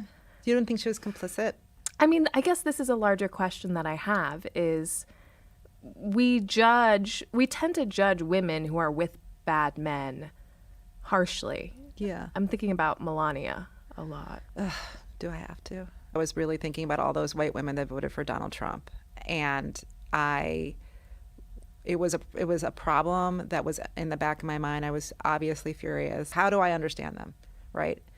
Like if I'm not going to just call them flat out racist, right?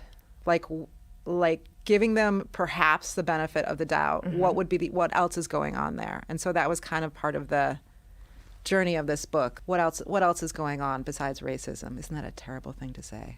Racism is just enough anyway, but if there are people out there, and this is a Jewish family too, if there are people out there who would not describe themselves as racist, but still voted for Donald Trump, because there were plenty of people who said that was the case with them. What's going on there? To me, it was about wanting to keep all your stuff. And that's kind of was my starting point. I mean, this book is totally about capitalism. So I just kind of explored it from there. She's made a deal with the devil in order to have a quote-unquote nice life. Yes. Meanwhile, she's getting the shit kicked out of her. Right, and she's totally miserable. Right. Very complicated. I mean, I think I did treat her with compassion, but at the end of it, I still don't really actually like her very much. I want people to read the book and have their own understanding of the book, and maybe they do like her, and maybe they say, oh, it does remind me of my stepmother, who I've made my peace with. Mm-hmm. Because I also think, based on some of the press that I've done, people that I've talked to, they've just been like, oh, this is my family.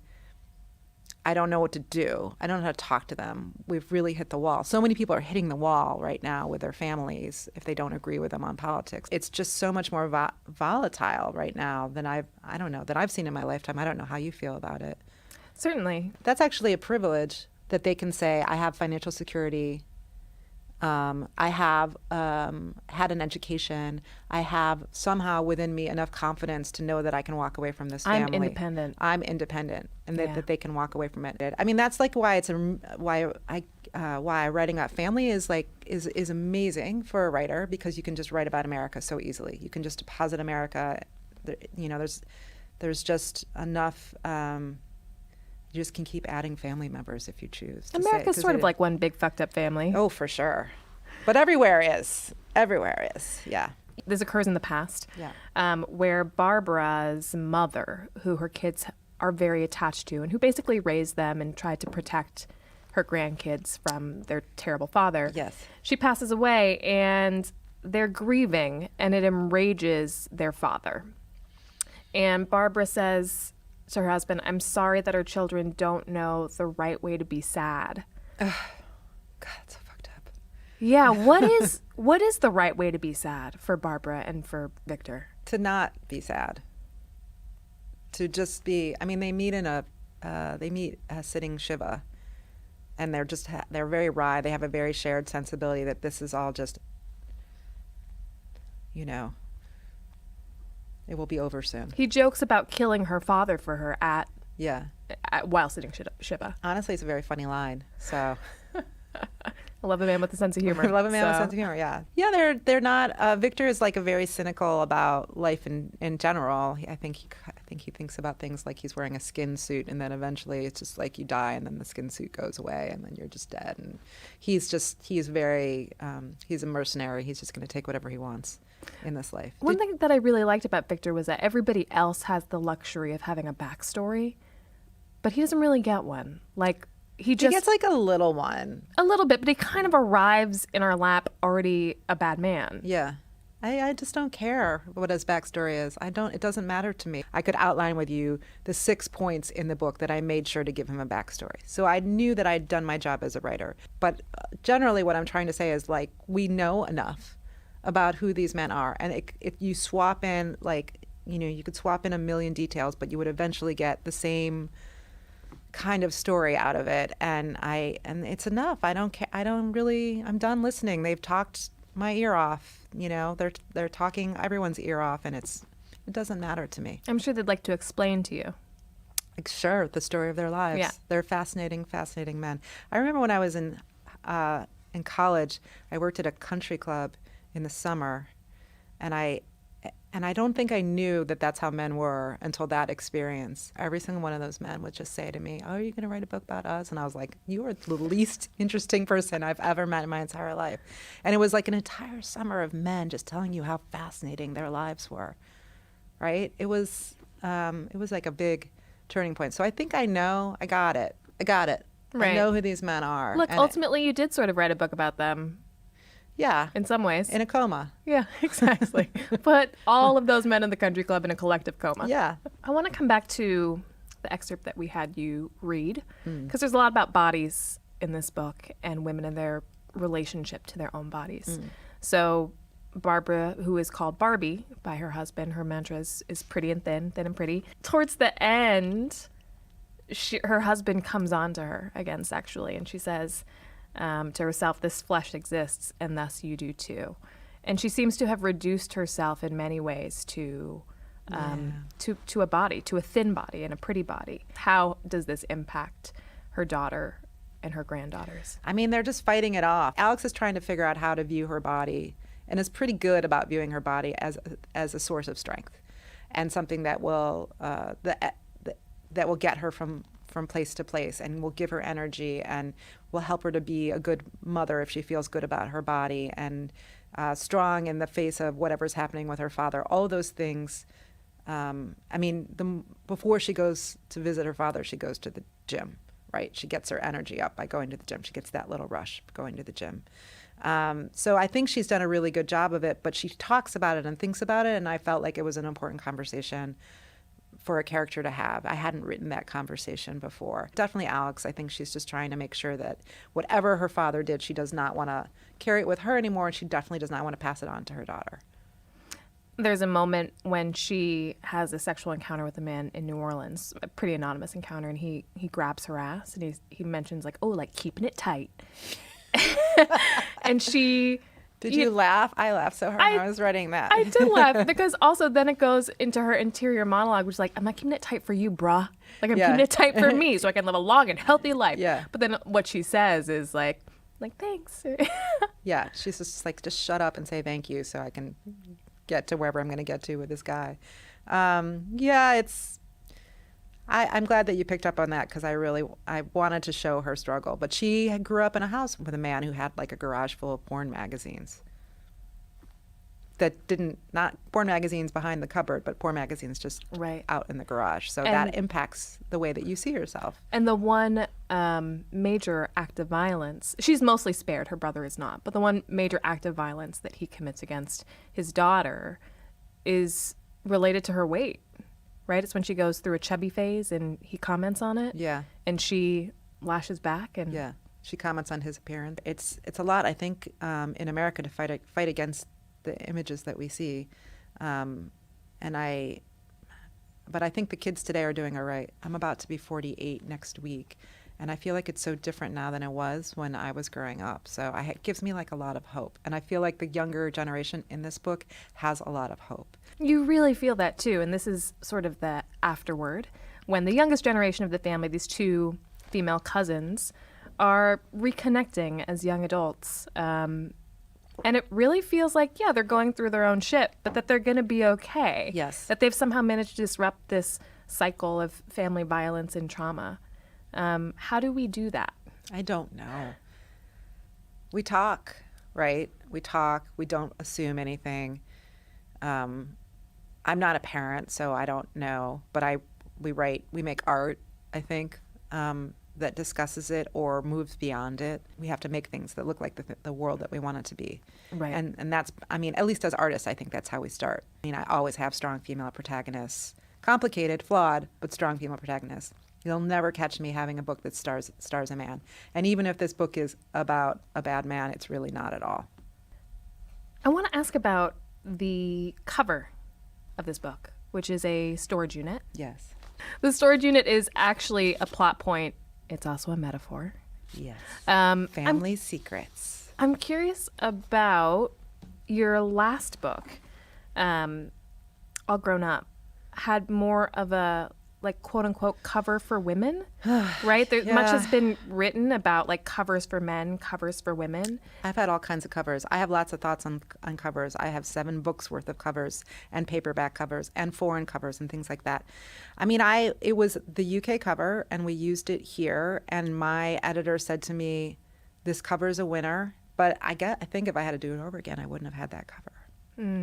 But it like looked a little too fun or something, or I don't know. I mean, I guess you're saying it's like a women's cover. I thought it was, I don't know. I trusted, I mean, it worked to a certain extent, but it also meant that men were probably not going to pick it up. Well, and that's my question was, is that in the back of your mind when you're designing this cover, for example? So I said to them, one of my requirements was that there would be no woman on this cover.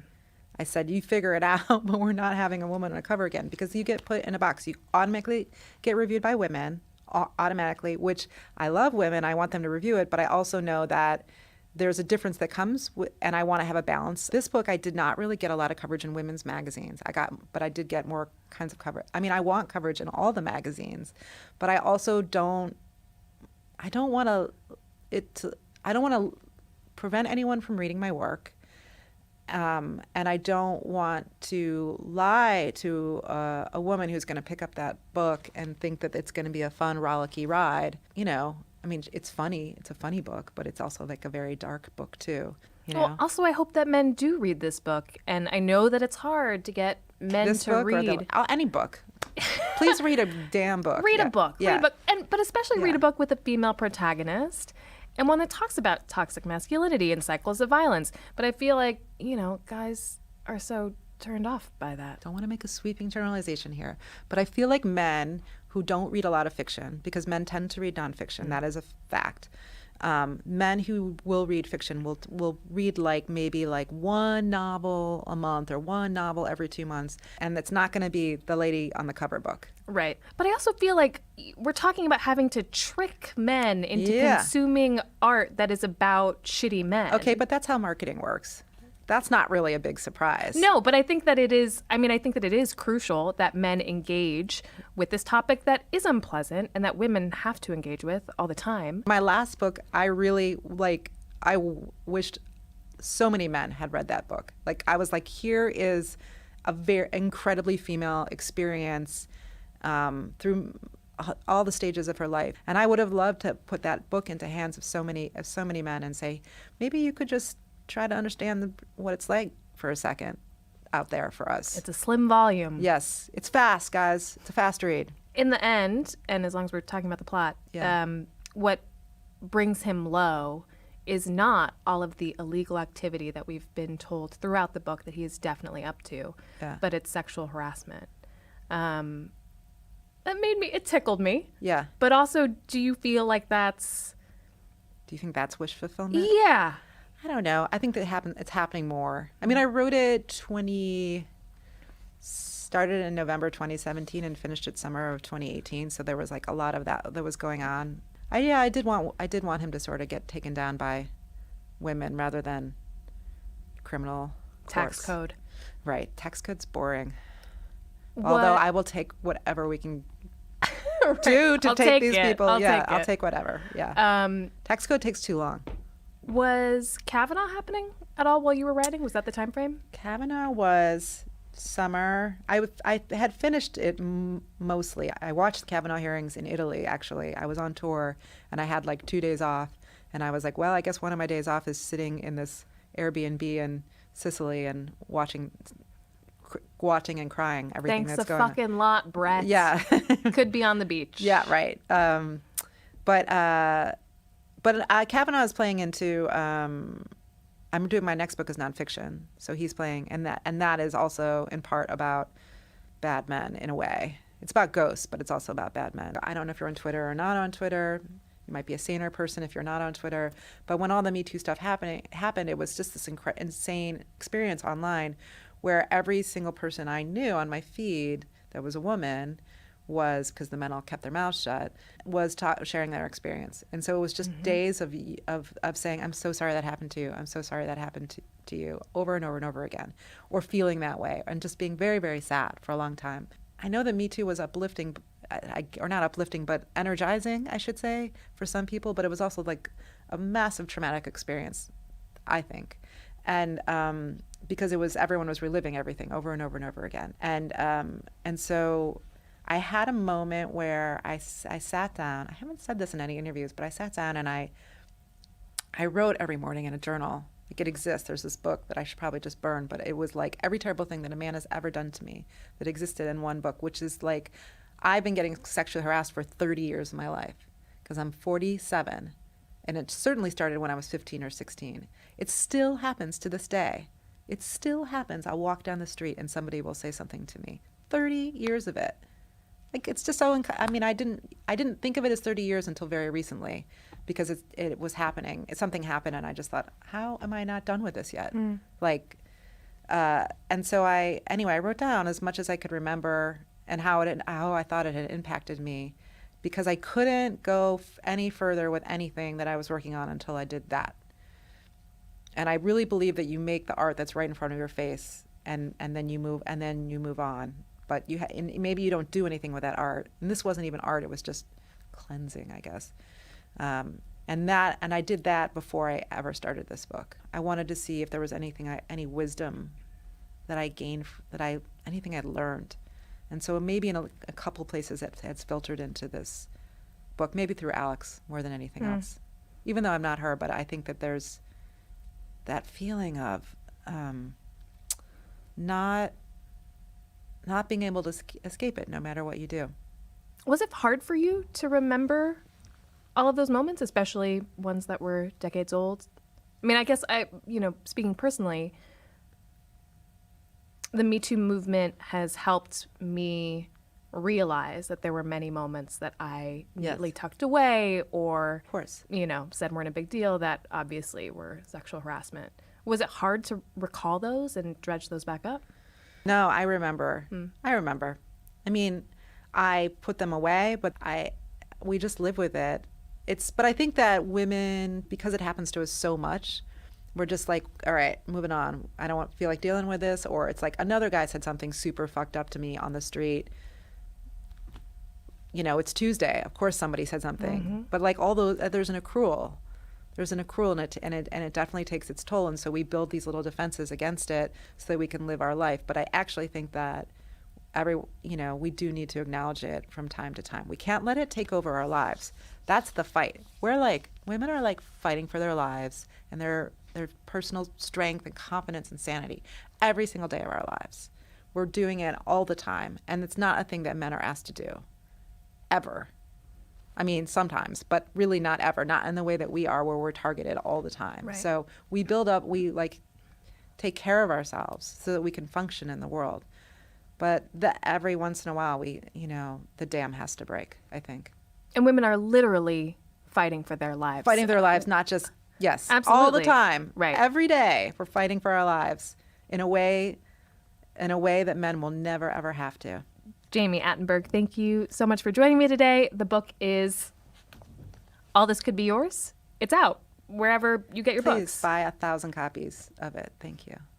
Okay, that's the show for today. Thank you so much for watching. And if you are seeing this on television, a reminder that Glitter and Doom is also, and perhaps primarily, a podcast. There are elements on the podcast that you can't see on the broadcast version, so find it wherever you listen.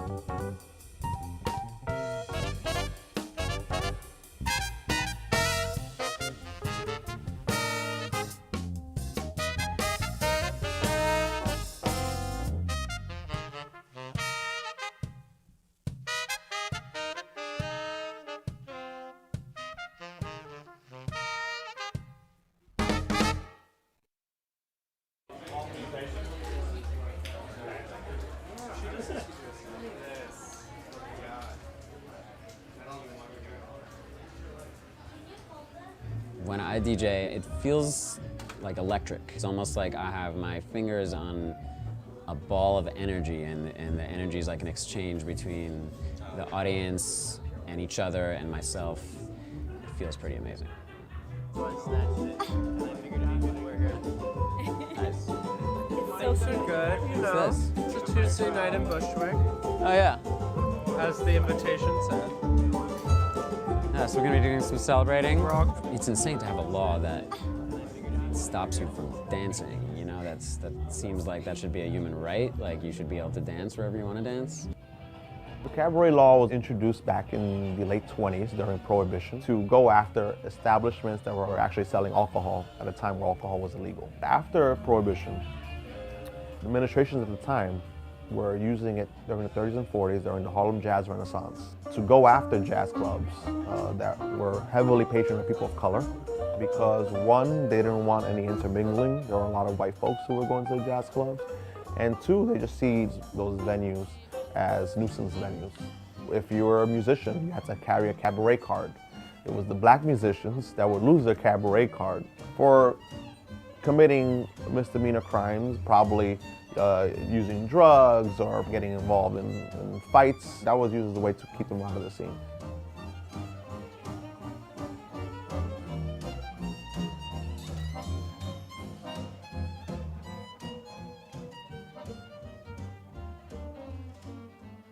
The cabaret law definitely affected me. In 2010, I was a venue owner. I owned a DIY warehouse space in Greenpoint.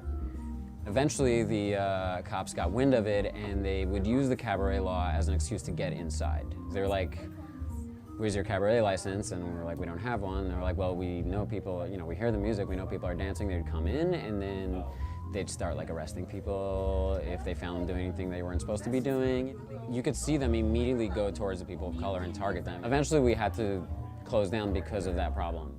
People argue that the cabaret law was just a checklist to make sure that you have all of your ducks in order to be able to be an operating safe club. The word in the street was that the law was actually still being used to crack down on music venues, and more often than not, venues patroned by people of color, patroned by artists, and patroned by the LGBT community. If you go back to 2015 and look at all of the bars that were cited with violations for dancing, they were all in those communities that I just mentioned.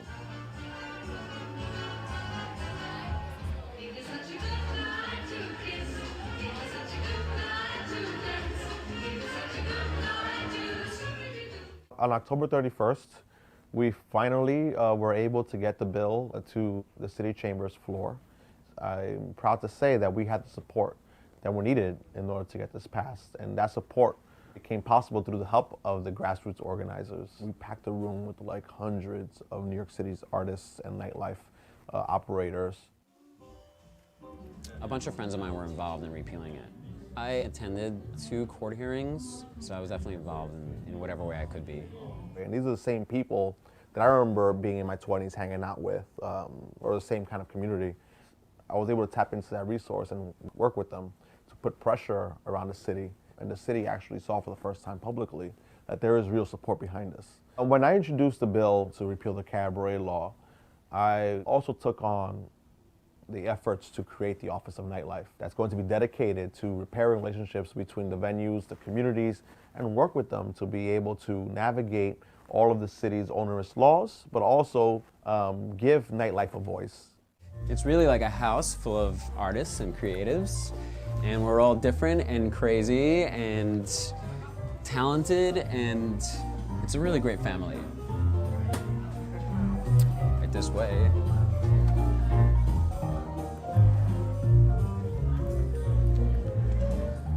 New York City's nightlife is a vital part of our city's identity. It's a space where no matter who you are or where you're from, you're able to go out and really fully express yourself. And it's a space where you get to disconnect from the social constructs that are in place and be who you are without feeling that there's someone watching over your head. The repeal of the cabaret law is a signal to all New Yorkers that when they go out and they listen to their favorite song on the jukebox, or if a DJ is playing your favorite song, you shouldn't be afraid of getting up and dancing.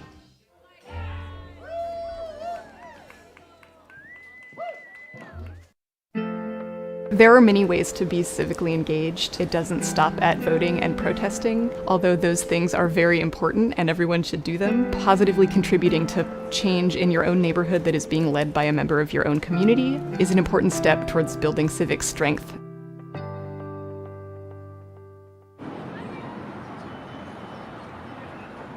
I used to work for somebody doing accounting, and I got interested on how bicycles makes people happy, believe it or not. I don't sell bicycles or do anything else. I only do repairs because I believe we can save the world and we can do better if we just use what we have and repair it. IOB is a nonprofit crowdfunding platform, and we use crowdfunding as a community development tool. Our name stands for In Our Backyards, which is the positive opposite of NIMBY. So we believe that neighborhood residents have the tools, the skills, and the knowledge they need to make positive change where they live, and we give them the resources and training and platform to do so. Sandra is a natural leader in her community. She owns a bike shop. She is well known in the neighborhood, and she had this wonderful idea that came to her that she wanted to fundraise around. I do marathons, so I train in the park every morning. And one day I was running and I was approaching the big hill, and I noticed a wheelchair with a kid inside. For a second, I just heard this laugh coming down the hill, and it was this little kid in a 16-inch bike riding and telling his father how happy he was going down the hill. So the kid in the wheelchair looked at the kid and almost come off of the wheelchair because he was so excited to hear this laugh. I will say that both of them were almost the same age. And it just broke my heart just to see the difference between these two kids, the same age, just the difference was that one was in a wheelchair and one was on a bicycle. And that's how adaptability started. Sandra came to us with a really great idea, this idea for adaptive bikes for youth in the community, and they had a funding need. She just wasn't sure where to go from there. They needed an easy way to share their goals and their project with their community, and then then what, right? Like what am I supposed to do after that story is posted online? And so we set up a call. Yeah, you can post an update and add a picture. A lot of folks think that crowdfunding is really easy. You just have to put a couple pictures up, post a few sentences about their need online, and the dollars will just come rolling in, and that's just simply not the fact. I provide technical assistance to Sandra as she needs it. She's very busy, and so running the shop 7 days a week, and I'm here to help with any sort of technical assistance that she may need along the way. And I'm also here to help when she's identified an opportunity in the community, like a storytelling point. I'm also here to help her leverage the crowdfunding campaign and implement a strategy that can help get the word out to an even broader network. So his bicycle has a lot of things. He has straps to hold his legs, his arms. He has to hold his head because he has kind of Actually, IOB is functioning as her fiscal sponsor. Because Sandra's project is a public benefit project, she wanted to be able to raise tax-deductible dollars, and that's one of the reasons she came to IOB. They have an awesome system. And once you sign in and you present your project, you get approved for it, they keep motivating you to keep going.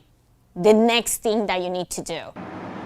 A lot of what we do is train people and give people the tools that they need to become comfortable asking for small donations from within their community. We have a program. We take donations, and we have a company that do custom-built bicycles. And what it is we pick a child that has disabilities, and we donate the bicycle to them. What we found is that, even if someone only gets $5 out of someone that they ask, what's actually built is, something on the asker side. Adaptability, that's the name of the program. You can click in there, and it will take you to the site where you can donate. Or you can go to IOBY. They gain confidence in their ability to bring in funding, and on the donor side, it's contributing something positive to, a project in their own community. So actually what's exchanged is more than just $5. I had a little girl that came with her savings. She says, I saved my whole week of lunch money to give it. So it broke my heart. I was like, oh my God. One of the things that we've found works best with crowdfunding is the more tangible your project can be, the better.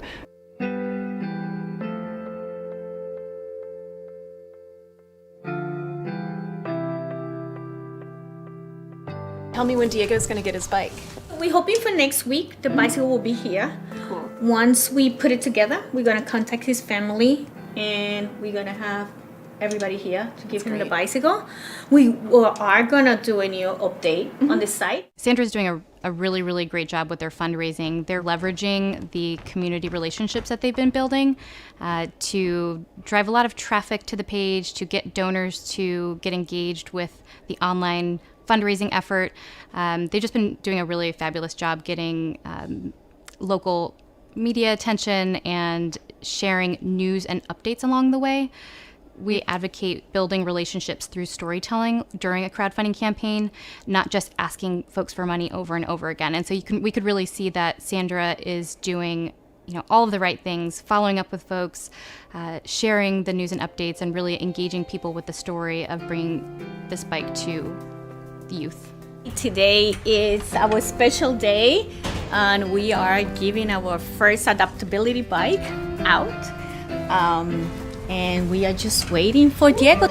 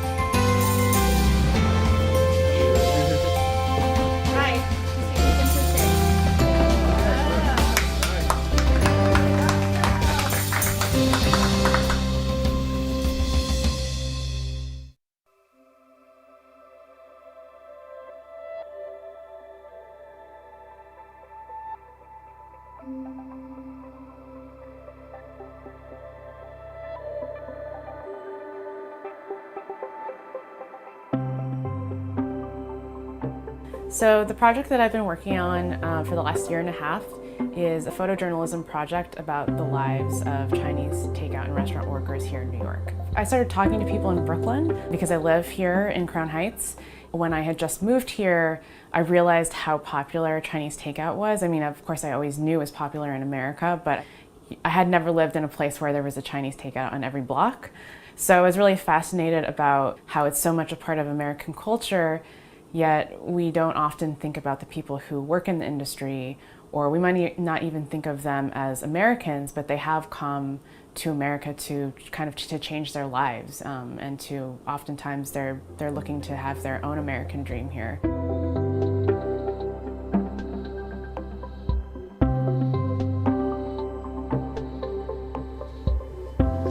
And so I'm half Chinese, and I grew up in California around like a lot of Chinese Americans and Asians. When I started this project, it was out of a personal interest to know what the lives of restaurant and takeout workers are like. But in the process, I started to ask more questions about my own family history. And I actually learned, which I had never heard before, that my great-grandfather, who came to the US in 1915 from Toisan, China, at one point actually owned and operated a Chinese restaurant in Los Angeles, Chinatown. And I mean, it should have been, to some extent, almost every Chinese immigrant family that comes here has some connection to the food industry. But it really surprised me that that was part of my own family history and made the project a lot more meaningful.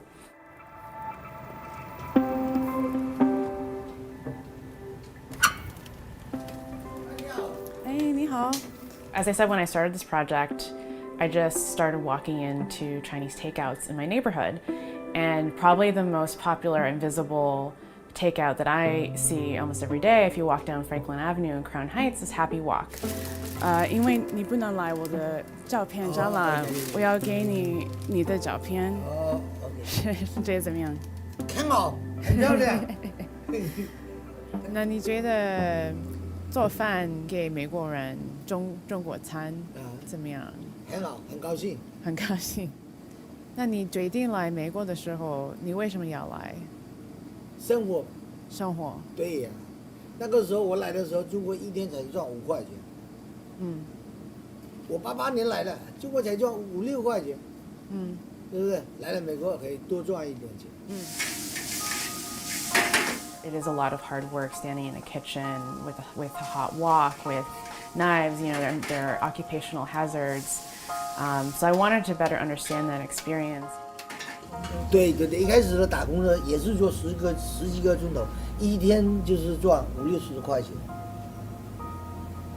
还要受那个做工的人气呀、疏忽气，哎呀，好辛苦的，反正慢慢的熬出来。One of the things that surprised me too was that a lot of people will tell you, yes, it's 很辛苦, it's a very hard, bitter work that we have to do. 那时候给人家打工打多久啊？几年嘛。然后就存了钱，存了钱就开了餐馆。那星期老婆来了，回到大陆结婚。那星期老婆来，上班很辛苦。But at the same time, they recognized the benefits, and the reason why they're here was for a better life, for a better opportunity, especially for their children if they have families. So I have an exhibition now of the photography and the stories of the different people that I've interviewed and photographed, and also tell others about some of the issues that workers face within the industry that have not been talked about in mainstream media. So for example, there's an e-bike ban in New York State, which means a lot of delivery workers are working less or have less mobility because they're no longer able to use e-bikes. And that's kind of a very divisive issue among different New Yorkers. And so one of the things that's been really great about the show is having people come in and actually spend the time reading about the issues.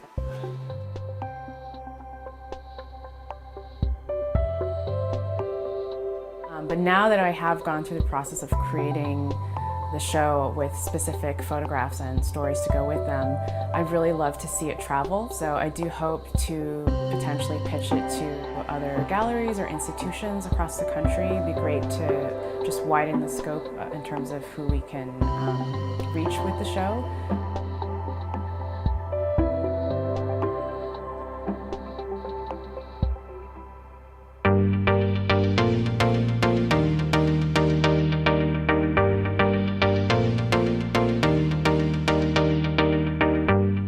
Edibles can be a lot of fun. I think that they can be used for medicinal purposes. I think that cannabis consumption in edibles is this, burgeoning new field, but it's also been going on for thousands of years.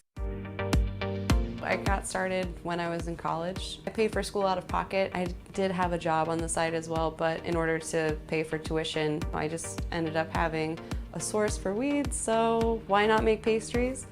This is really not something new, but the ways in which edibles are being displayed and created, it's this whole new world. And so it's really fascinating to go to legal states and see where these ganjapreneurs are taking medical cannabis. It's not just pot brownies and cookies anymore. It's really gourmet chocolate and candies, and that it's not just about getting high, it's about healing ourselves. Joyce is pretty much the same process as the peanut butter cups. Pretty much throw everything into your bowl and then you mix it.